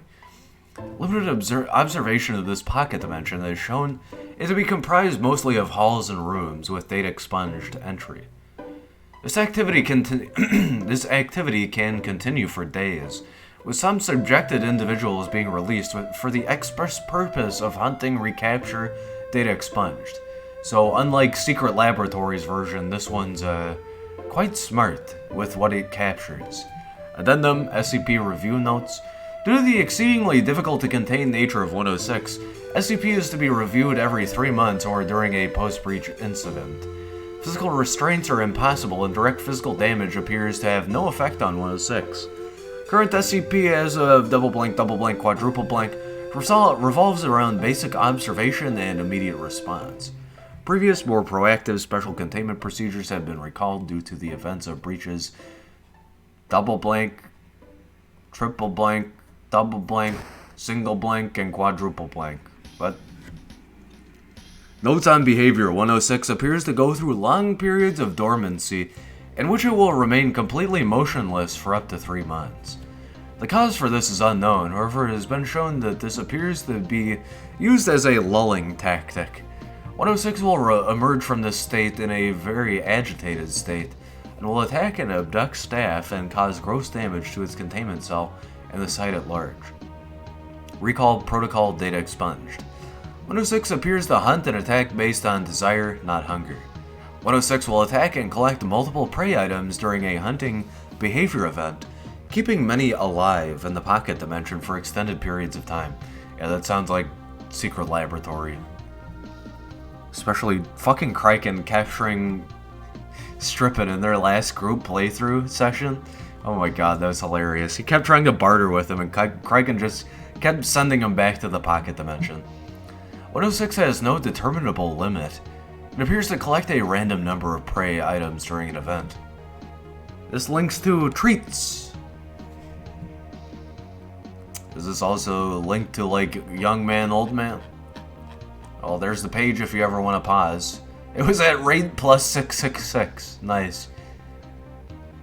The inner dimension accessed by 106 appears to be only accessible by 106. Recording and transmission devices have been shown to still operate inside this dimension, though recordings and transmissions are very degraded. It appears that 106 will play with captured prey, and appears to have full control of time, space, and perception inside this dimension. 106 appears data expunged. This links to Until Death. Again, here's just a full page in case you want to pause. Treese was when he broke out on Halloween, killed an entire neighborhood, and collected their teeth. So he has acquisitive desires aside from, like, just collecting humans. Weird. If you eat too much candy on Halloween, 106 is gonna come and take all your teeth. Recall protocol double blank, triple blank, single blank. In the event of a breach event by 106, a human within the 10 to 25 years of age bracket will be prepped for recall, with the compromised containment cell being replaced and restored for use. When the cell is ready, the lure subject will be injured, preferably via the breakage of a long bone, such as the femur or the severing of a major tendon. Such as the Achilles tendon. Lure subject will then be placed in the prep cell, and the sound emitted by said subject will be transmitted over the site public address system. I thought the sound of the person screaming was meant to thwart 106, but no, it's meant to lure it. Okay, we'll play the sound at some point. 106 will typically begin to gravitate toward the lure subject within 10 to 15 minutes after hearing the subject. This links to once but not now. So this is probably whenever they discovered that femur breaker good for 106. Again, if you're wondering what this reference was at the very beginning of this stream, this is the femur breaker, okay? There, you have context now. Should 106 not respond to the initial broadcast, additional physical trauma is to be administered to lure the subject at 20-minute intervals until 106 responds. Multiple lure subjects may be used in the case of major breach events. 106 will typically enter a dormant state after finishing with a lure subject. In addition, subjects may data expunged. Thanks for the context, by the way, Brosi. Sorry, you know what, I haven't said this yet? I don't know how to pronounce your name, homie. Is it Brosiah? Or is it Brosia? I forgot to ask this whole time, and now I'm thinking of it. I've known you for a while, you know, being part of the cosmos, but, yeah, anyway. So this is the third image. The image caption says, Agent Blank, after release by 106. Subject had been missing for 2 hours. Subject remained alive for 1 hour after release. So again, 106 appears to be some kind of, like, pocket dimension temporal spatial chronovore. Almost like a sentient TARDIS reference. But obviously probably not a Doctor Who reference. I'm not going to read the extended lore on this one today, but definitely at some point.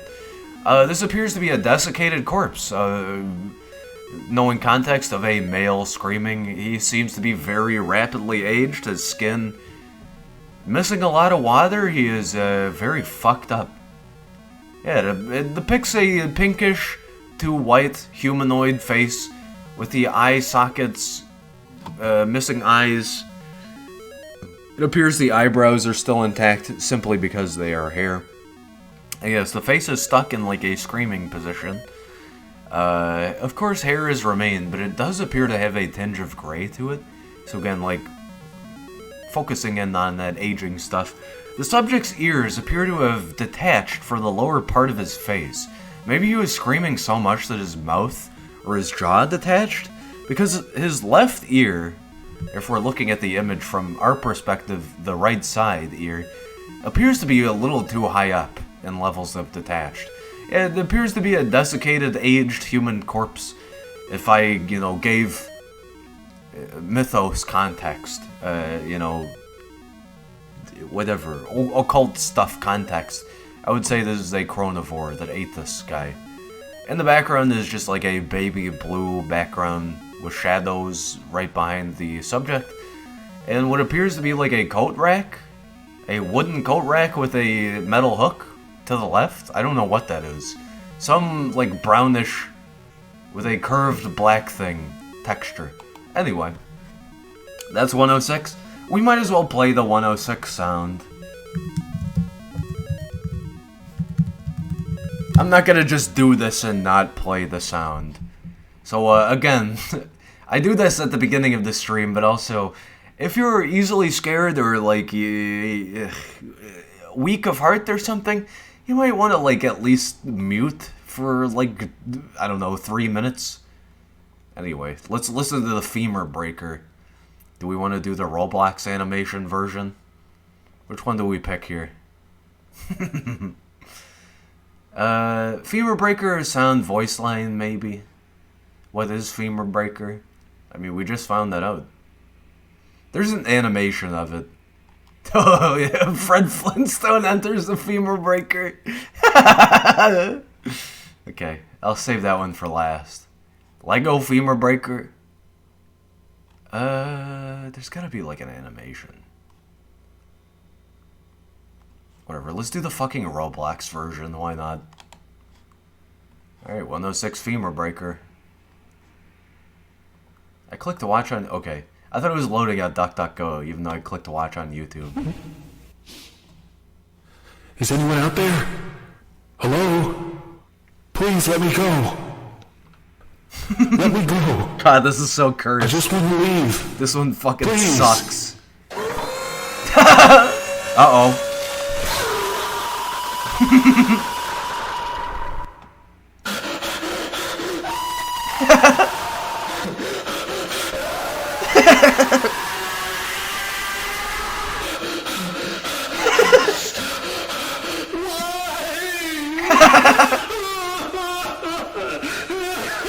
It's so bad, but it's also hilarious to me. This plays literally every time you contain 106 in Secret Laboratory. I fucking hate it. Once you've heard it enough, you're like, oh my god, here comes the thing where my leg's gonna hurt thinking about this. Alright, let's go watch the other stupid one. Where is this? Fred Flintstone enters the FEMUR breaker. Yeah, Barn! Yeah, we're gonna contain 106. Oh, you're gonna love it here.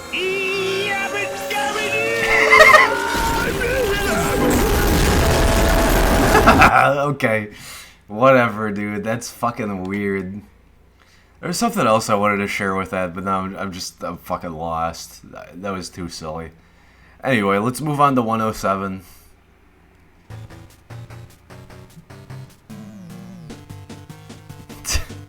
Fucking FEMUR breaker.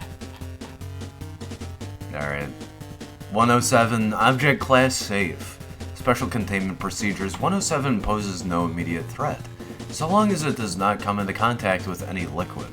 As such, it is stored at Site 19 in a 5 meter square containment cell on a 1 meter high pedestal, inside a clear Perspex container. Experimentation with 107 is to be carried out at Research Area 6, a 484 kilometer squared, 22 by 22 kilometer area of desolate land and blank dedicated to this purpose. Anyone who attempts to activate 107 outside of an approved experiment must be eliminated with any force necessary. Access to and removal of the object requires the authorization of 2 level 4 personnel, and the approval by said personnel of a full experimental procedure. Should 107 become active while within Site 19, 2 Class D personnel are to remove it from the site via one of the item transport trucks in Loading Bay 2. This procedure must be followed regardless of the substance that activated 107, given the unpredictable nature of the item's effect on plant matter. 107 should only be returned once precipitation has ceased completely and any abnormal plant growth has been neutralized or contained for further study. Description 107 resembles the top section of a hollow turtle shell. The shell is composed of a hardened biological material of unknown origin. Despite its appearance, whether this material is derived from the shell of a standard sea turtle, superfamily Cheloneoida, I don't know if I said that right, is as yet unknown. The item is completely inert until the inside of the turtle shell comes into contact with a liquid. You know what?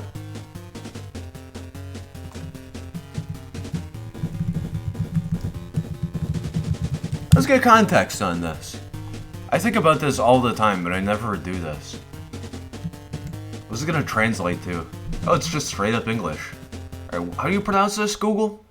Cheloneoidea. Cheloneoida. What? Cheloneoidea. Cheloneoidea.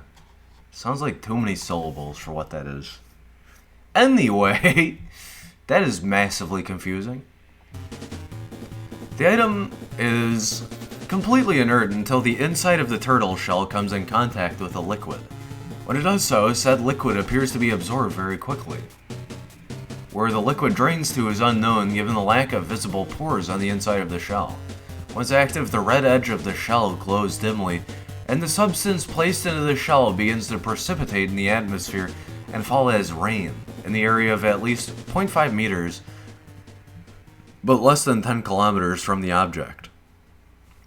This phenomenon is mobile. Moving 107 will move the area of effect, along with the exclusion zone. The duration and intensity appears proportional to the amount of liquid placed in the shell. 10 milliliters of water resulted in just under half an hour of light drizzle, whereas filling to around the 3/4 mark set off 2 days of torrential rain. Interesting. Precipitation generated by 107 has varying effects on plant matter, although these effects are only seen in plants grown within the effect zone. Watering other plants with collected liquid causes no abnormal reaction. See experimental log Addendum 107-2. Addendum 107-1. 107 was discovered by an archaeologist, Professor M. in what is now Ethiopia, buried alongside what appeared to be a tribal shaman.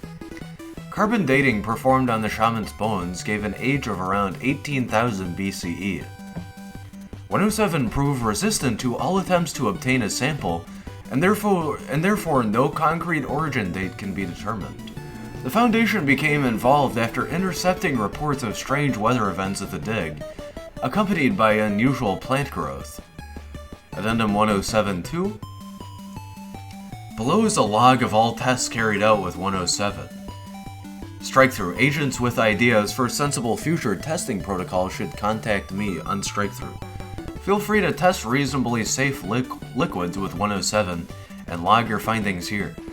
Please note that you'll be responsible for anything that results from the test. This doesn't even require like formal site access. You could be level 1 access clearance. We need all the data we can get on this oddity. More tests with liquid-based SCPs may have research value, but most are simply too dangerous to carry out, at least with current containment procedures. Tests involving 107 and 009, 447-2, and 874 have been proposed but were rejected on the grounds that the results have the potential to be dangerous and/or highly unstable. Dr. Quentin I. Blank. So we've seen 009, 447-2, and 874. Again, I'm just gonna scroll the page and move on, in case the YouTube audience or the Twitch VOD audience wants to pause. I think I've seen 874. Huh. Input 10 milliliters of standard tap water. Result. Light rain fell over the test site for 27 minutes. Tests on the water showed that it had no unusual properties. For at least 2 weeks after the test, grass at the test site was seen to grow at a much increased rate. The resulting plants were a richer green in color than those unaffected by the rain. Further procedure, a sample of the rain was collected and used to water various other plants outside of the test site. Result, no effect was observed. So yeah, anything outside of the exclusion zone does not count. Or at least like recollected water, I guess. Input 55 milliliters standard tap water. Result, torrential rainfall over a test site for 2 days, and an effect on the grass similar to that of the first test. Fruit-bearing plants grown in the soil at the test site grew very quickly and bore much larger fruit than control plants. Effect had diminished considerably after 3 months. It seems like not anomalous, or anomalous but not harmful anomalous. Result, 4 centimeters cubed, block of wood. Result, no effect observed. Input, 20 steel ball bearings of radius 2 millimeters. Result, no effect observed. Input, 10 milliliters human urine. Result, urine rained on the test site for 27 minutes with moderate intensity. Grass at the test site began to die, and any other plant species moved to the test site began to grow stunted passive pitcher insect traps incapable of actually digesting insect matter, so poison planta. Subsequent input, 20 milliliters human urine. Result, urine rained on the test site for 3 hours 42 minutes with slightly greater intensity. Non-grass plants grew larger, stronger pitcher traps capable of digesting small rodents. So it's kind of evolution-based and also, like, beyond exponential. Input, 10 milliliters human blood extracted from a Class D test subject. Result, a substance proven afterwards to be human blood with the same genetic makeup as the donating subject fell on the test site for 27 minutes. Any non-grass plants planted in the resulting soil began to mutate and grow large, parentheses, greater than 20 centimeters across, carnivorous organs similar to those of the Venus flytrap. Dionaea muscipula,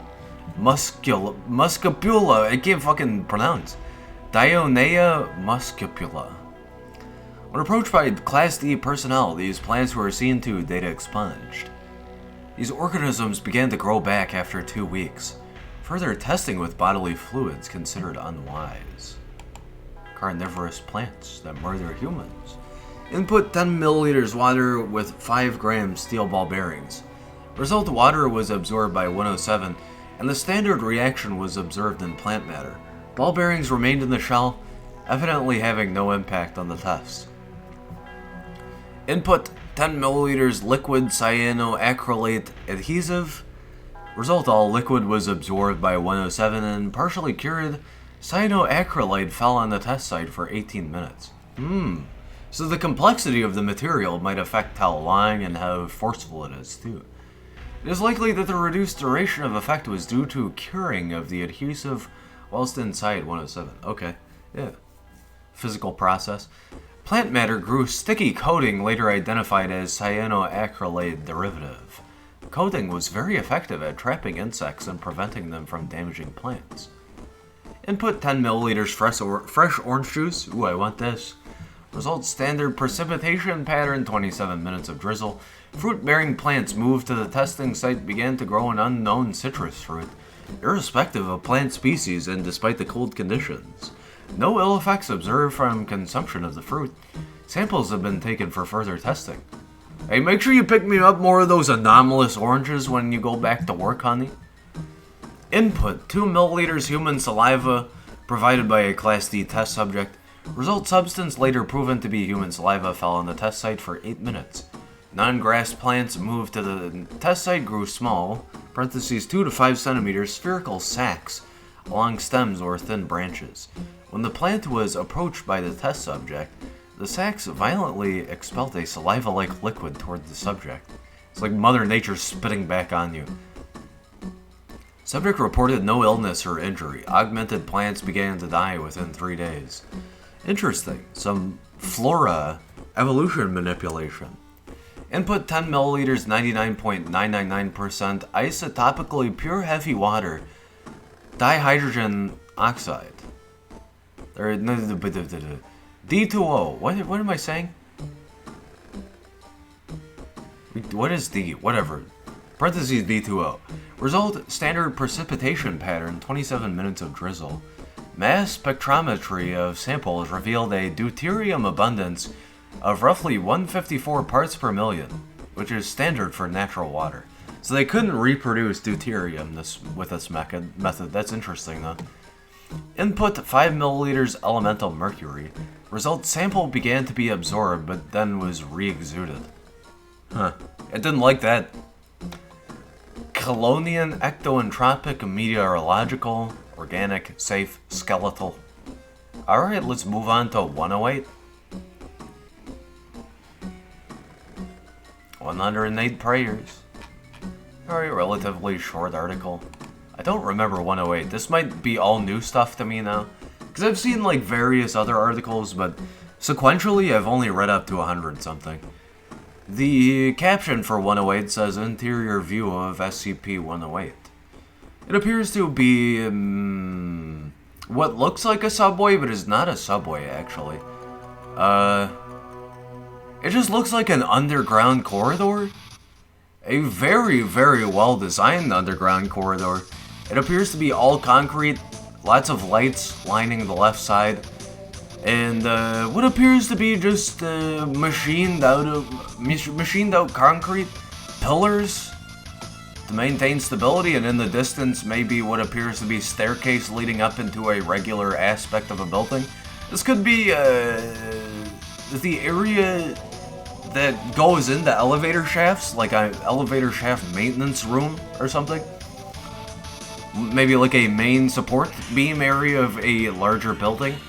Yeah, it appears to be like a basement subfloor of a building, just primarily used for maybe structural support. In the distance we can see what appears to be like glass doors or elevators or something. And yeah, what appears to be like foliage, stairs, and then maybe windows or like some weird upper ceiling side area design thingies. Other than that, it appears to be like maybe a large cord on the left hand side, separating what appears to be, I don't know, just a coarser grain of concrete. And then again, just more what appear to be tubes. And yeah, a blocked off but clearly accessible open air elevator shaft or something. In the far distance, we just see more support beams, and yeah, not much to see here. More lights on the right-hand side, and again, everything appears to be made out of some form of concrete. And yeah, it's just like a structurally stone building area. The name of the image is SCP-108 Interior. Hey, thanks for the YouTube link. Doing Your Mom by Johnny Cash. Nice. Alright, let's read this.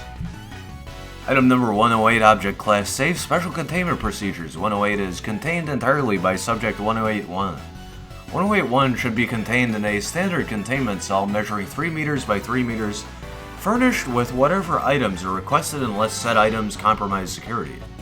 1081 is permitted to leave the room, wander freely, and eat in the main canteen. Hey, welcome to the stream, by the way. I don't know what you're saying there. Garage would to go no. I probably botched the pronunciation of that.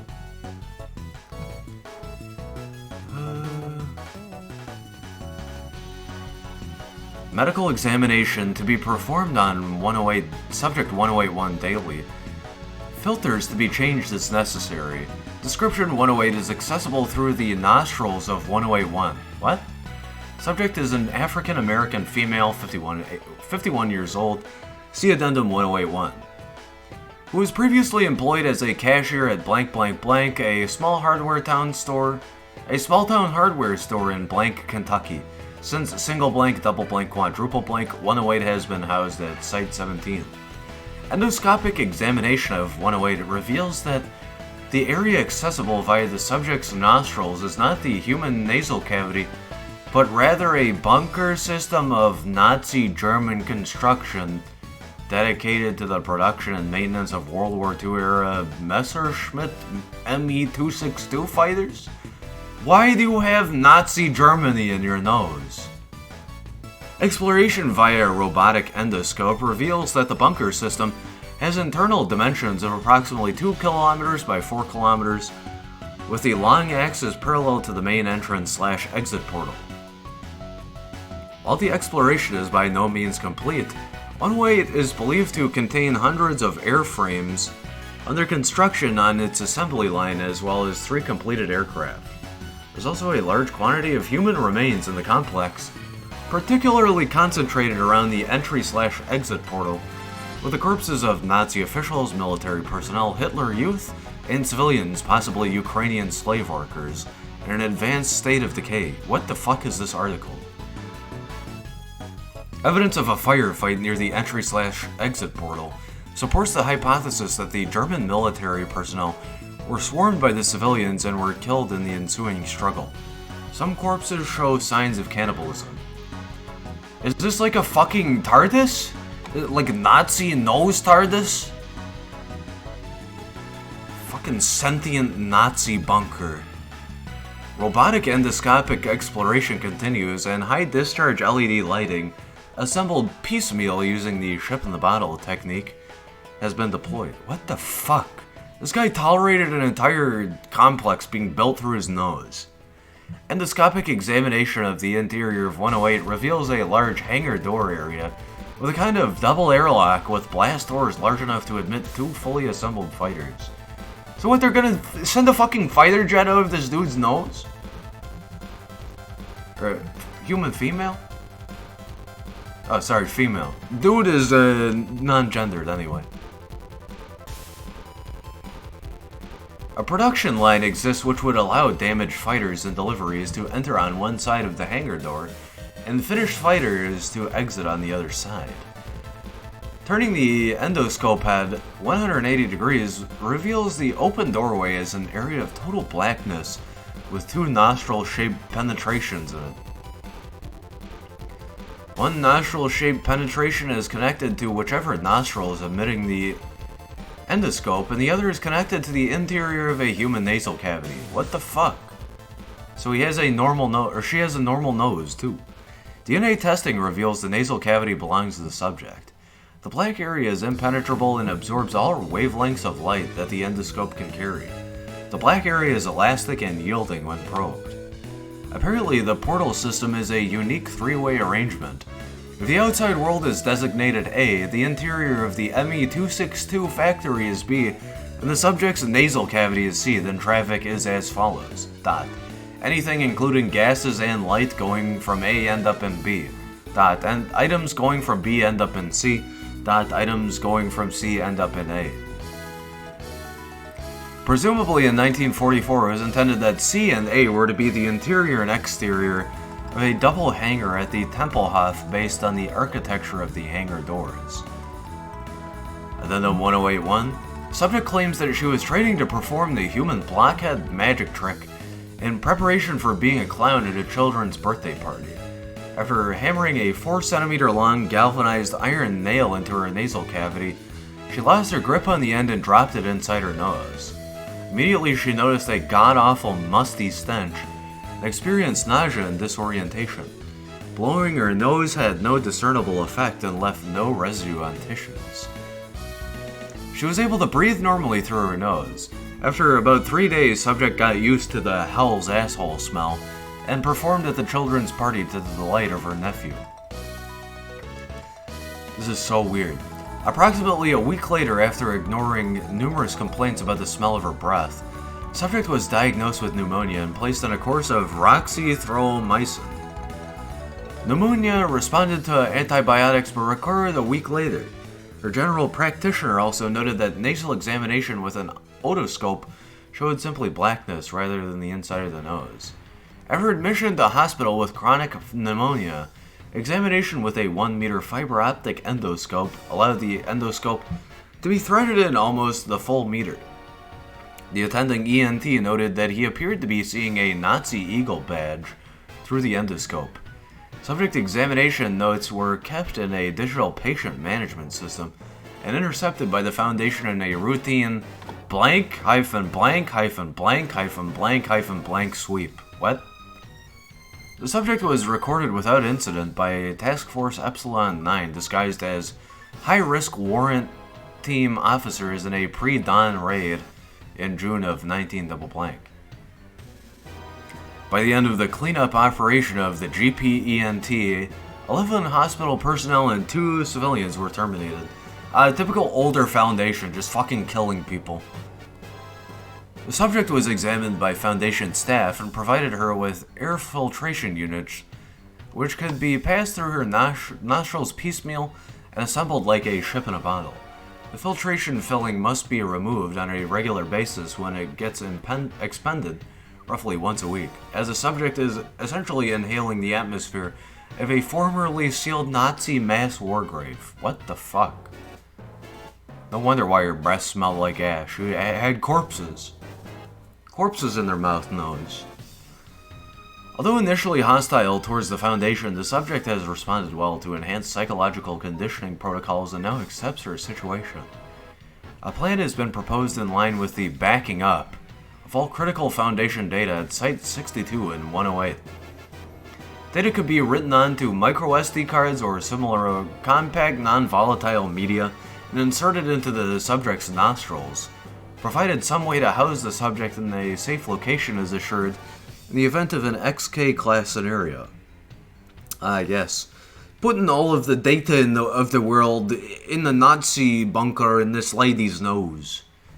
Research continues to find a way to move the entrance of the dimensional portal from the subject's nostrils to another location and to discover the physical location of the bunker to determine if alternative access is possible. The original galvanized iron nail has yet to be found.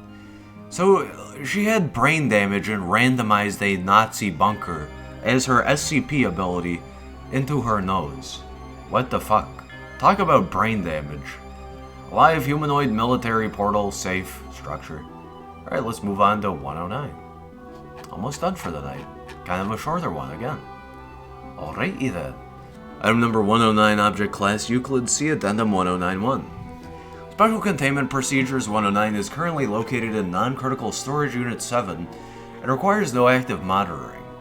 It should not be removed from the unit except to be transported to a research facility and then only by personnel with level 3 security clearance or higher.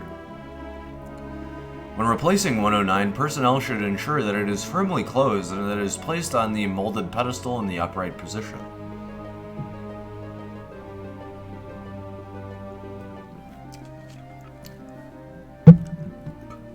Description 109 is a standard United States Army canteen circa 1899. Made of a tin alloy and fitted with a heavy cotton cover and a black leather strap. When opened, the item is seen to be nearly full of water. I remember this one. A seemingly unlimited amount of water can be removed from the container without changing the water level or the item's mass, which remains a constant 3.16 kilograms. This is literally just the flask from Fallout New Vegas hardcore mode. Probes of the interior of the container reported an estimated volume of 2.8 liters and a shape consistent with the outside. The water in 109 is of a slight blue-gray tint, with concentrations of 20 parts per meter of tin and 170 parts per... Why did I say meter? With concentrations of 20 parts per million of tin and 170 parts per million of other electrolytes.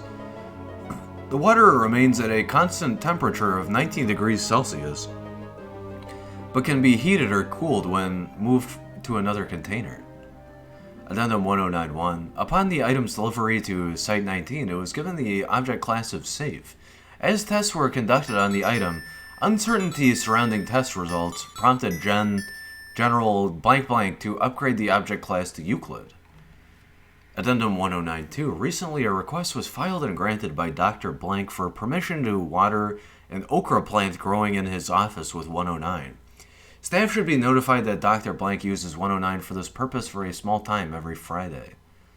Addendum 1093. It has come to my attention that new Class D personnel are often dared to empty the bottle. Guards are reminded that they are discouraged such activity and inform them that 109 is bottomless. Chanting chug repeatedly is considered unprofessional, Dr. Klein. Hey, any hydro homies out there? Additional information. Due to the range of tests conducted on 109, this section has been provided to present test results in chronological order.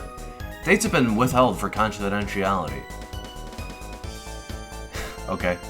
Test 1. Subjects imbibed water from 109 reported that it was very refreshing and, despite the metal content, very tasty. Urine samples from subjects were normal.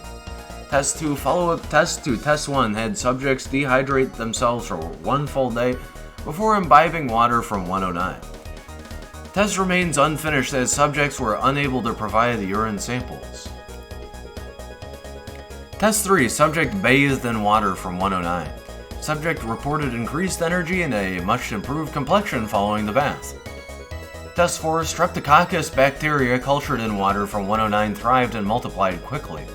Water from 109 administered to subjects suffering from streptococcal infection killed nearly all bacteria and produced a full recovery within 24 hours. This is like healing water. Test 5, blood substitute created using water from 109. Given in transfusion to pedestrian hit by a drunk driver. Subject showed no malign symptoms from the transfusion and made a full recovery. Subject's physical therapy concluded 6 weeks early. Hit by a drunk driver, that's a pretty fast recovery unless they didn't break anything. Test 6, water from 109 administered to various plant organisms, all of which remained very healthy and showed no malign symptoms. One proposition for a test which has been discussed for some time has been one involving a combination of 109 and 402. Dude, pour this directly into the fucking turtle! Due to the risk of losing one or both items or creating a hazardous situation, this test has never been conducted. 402, container ectoentropic Euclid liquid. Here's 402 really quick. Alright, and here's 110, that's gonna do it for tonight. Item number 110, Object Class Euclid, Special Containment Procedures. The entrance to 110 is to remain closed off at all times, unless otherwise permitted by 05 single blank. The land covering 110, roughly 6 square kilometers, is to be developed into a suburban area that will not attract the attention of the general public. Any movement that 110 might make is to be explained as minute seismic activity. Further complaints are to be ignored. Description: 110 is an entire city that was found buried 0.5 kilometers underneath a large farm and data expunged. New York.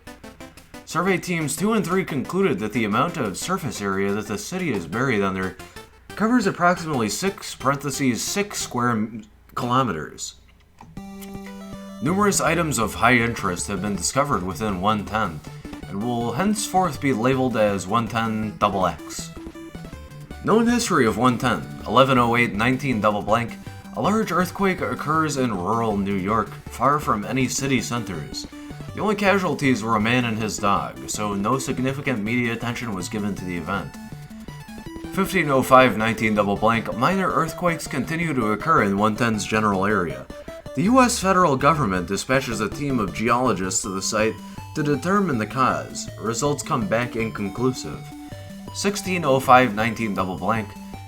SCP Excavation Team 03 is ordered to investigate the site. Upon arrival, the team is greeted by SCP-1110-01, who is then detained and moved to a data expunge for further questioning.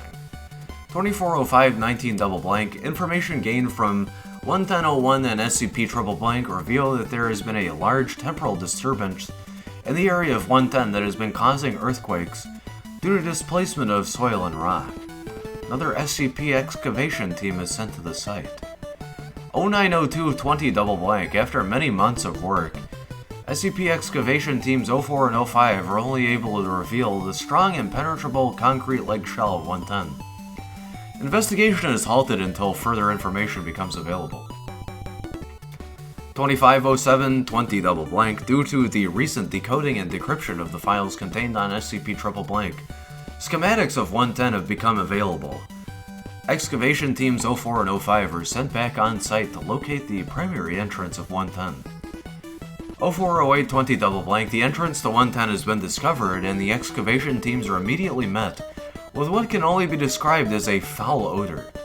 110 has been an active Class 4 city, but due to a temporal accident, its core surfaces were heavily damaged and the entire city was displaced. Work begins to cover up the existence of 110's excavation and the thousands of dead civilians inside. Layout of SCP-110. The general layout of 110 is essentially a series of concentric rings connected by a tram, train, and other transportation lines. Surveyors have determined that 110 has numerous sections and levels to it, all with specific functions which shall be described in greater detail here. Core services. The numerous maps found posted in what were high-traffic areas of 110 labeled a central column of assorted utilities as core services. Upon exploration, which was limited due to heavy security restrictions, SCP Exploration Team 01 discovered a myriad of technologies that kept the underground city self-sufficient. Among these technologies were a series of matter reconstitution chambers, a combination reactor that provided energy from both nuclear fusion and geothermal sources, an elaborate water recycling system, and a large waste reconstitution area.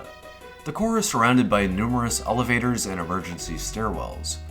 Numerous areas of the core have been assigned to certain personnel for research. Atrium Colossi. This large open domed area surrounds the core and apparently once held vegetation. The dome itself was a massive display, its composition undetermined, which was used solely to depict a sky as an indication of time and day. Numerous tram lines span at least 3 stories of the atrium, all leading to and from the core. Personnel have described them as looking like spokes in a wheel. Upon discovery, the death toll per area was highest in this area, suggesting that it was a high-traffic part of the city. Commercial ring. A ring of what used to be small, independently owned shops and chains surrounds the Atrium Colossi. It is unknown whether or not commercial products were manufactured within the city. However, due to the immense size of the core itself and the city's apparent self-reliance, it is highly likely that the core possesses a manufacturing area. Habitation Ring A. The styles of living spaces found in this area suggest that its inhabitants were the wealthiest of the city. Numerous documents found throughout the city seem to confirm this assumption as well. Habitation Ring B. This entire ring was inhabited by middle-class citizens of 110. The area is still being searched for items of interest. To date, single blank SCPs have been recovered from here. Habitation Ring C. This ring was inhabited by the lower-class citizens of 110. It was found in extremely poor condition and is currently being restored by SCP maintenance teams 01 to 12. It is speculated that due to its location furthest from the core, it suffered the most damage from the temporal disturbance. Damage to 110 increases proportionally to the distance from the core. Atria Vagius. As so named by numerous maps, these atria were only slightly smaller in area than Atrium Colossi and provided an estimated 80% of all foodstuffs to the population of 110. These atria were once open-air spaces and thus suffered a great deal of damage upon arrival at site, as it is estimated that 110 was displaced at least 300 meters below its original position. Recovery of these atria is revealing advanced plant-growing technology that has useful applications. Just got back, hope you liked that video. If you watched it, we'll check it out right at the end. Thank you though. Yeah, we'll check it out in just a moment. Almost done. Atrium Animus. Atrium Animus was responsible for the remaining 20% of foodstuffs. This atrium has at least 20 stories that were once modeled after the natural environments of the animals that were raised there. Each level had a tightly controlled climate and was subdivided so that different species of animals had no contact with one another. Some of the genetic labs attached to Atrium Animus were found intact and are currently being explored by personnel. Atria Recreus. These atria were used for the sole purpose of recreation. They are found between the different habitation rings and typically consist of parks, artificial bodies of water, shopping malls, and other types of civilian recreation. These atria have been suggested for use with SCPs that require an outdoor-like environment or a temperature and humidity-controlled environment. Conversion plans have been drawn up. SCP Research Ring. This city apparently had its outermost ring devoted to research of safe and Euclid-class SCPs, although no documentation within the city is able to confirm this ring's existence. This suggests that 110 was not originally designed by the private sector and rather was used as cover for SCPs currently unknown. This ring is highly dangerous. This links to the lockdown. There's a lockdown.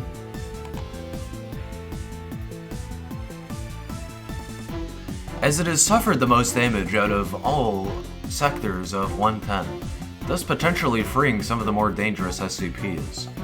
Only 2 members of SCP Exploration Team 03 have survived exploring the ring. Their accounts are contained within document 110F. Architectural styles of 110. 110 has been confirmed to be of human origin, and all materials used in its construction are terrestrial. The architectural styles of 110 seem to vary depending on location. The main styles are listed below. Core services, utilitarian. Atrium Colossi, Greco-Roman revival, applies to all atria. Okay. Commercial ring, postmodern. Habitation Ring A, Art Deco. Habitation Ring B, expressionist. Habitation Ring C, utilitarian. SCP Research Ring, 2 damage to determine. The different architectural styles of 110 create a problem when attempting to ascertain the general era in which it was built. The earliest documents found claim that the city was built and data expunged by the Data Expunged group. Document 1A, the last note. To those who find this document, my name is Stephen Kolsnick. Rather, my name was Stephen Kolsnick. I'll be dead by the time you read this. I was the chief engineer of this city as well as the director of the Data Expunge program, contained within the Outer Containment and Habitation Rings. Due to an accident with an entity known as Data Expunge, the entire city of Redacted has been dislocated from its original area of Data Expunged. Nobody knows where we are. Nobody here knows where we are. From what I have been able to observe, the outer rings have sustained heavy damage, and their contents are threatening the inhabitants of the inner rings. Though we are surely doomed anyway, as the core has sustained heavy damage. 3 of the main life-sustaining services contained within the core are damaged beyond reasonable repair. Any attempts to repair them would take more time than we have left to live. Life support systems will go down soon. I would estimate that they have between 4 to 10 hours of function left. To whoever finds this, contain data expunged as best as you can. Do not follow the same mistakes as our containment procedures had. If you do, you shall regret it. End document. List of notable SCPs found within 110. A particular note is a vivarium in the SCP Research Ring, containing stable populations of 392, 5280, and 4781, among other non-anomalous flora and fauna. Recovered documentation, data expunged, data expunged. Yeah, this seems like a sort of trans-temporal utopian SCP city? Cool. Could be like a spaceship. City, Euclid, future, geological, subterranean, teleportation, and temporal. Let's go ahead and see these related articles really quick. So here's 392. Again, if you just want to like pause or something or read this really quick. Here's 5280 and here's 4781. Looks like fucking pickles. I turned myself into an SCP pickle. Alright, let's go ahead and read the names of these 2 really quick.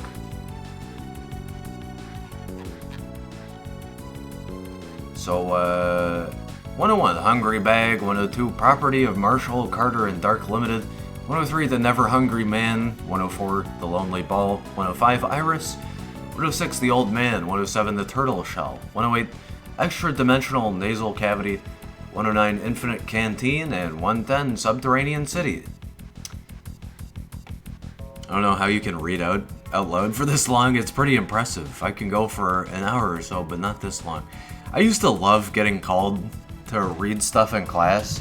I mean, I'm lazy as fuck. I'd rather actually do nothing in class.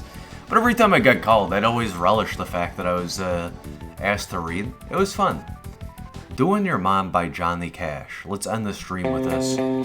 Hey, thanks for appreciating it. Hey, it's just fun for me. Doing your mom, doing your mom. You know we strayed, we doing your mom. I did your mom in Reno just to watch you cry. Is this a deep fake of audio? Somebody construct I this? said that to your mom on Xbox Live. Nice. This reminds me of another YouTuber I've seen that makes fake songs. Yes, this is deep fake audio. Alright, well thank you for that. That was a great way to end it. So yeah, that's gonna do it for me tonight. I wanna still do some YouTube night, but dude, I've streamed 2 games and reading the SCP Wiki tonight. It's not that late, but I'm fucking tired. I need to relax and just do my own thing. So yeah, I appreciate you stopping by and enjoying the content. I'm gonna go ahead and link the social medias in the chat. And yeah, go ahead and drop a follow in the Twitch channel. If you can't see the social medias, you can't see the Twitch chat or whatever, just click the About section on Twitch or click the About section on YouTube. You can find all the same social media links there. Subscribe to the main edited YouTube videos channel, subscribe to the YouTube VOD channel, follow the Twitter, join the Discord. And yeah, thanks for watching. I'll catch you in the next one. Peace out, homies.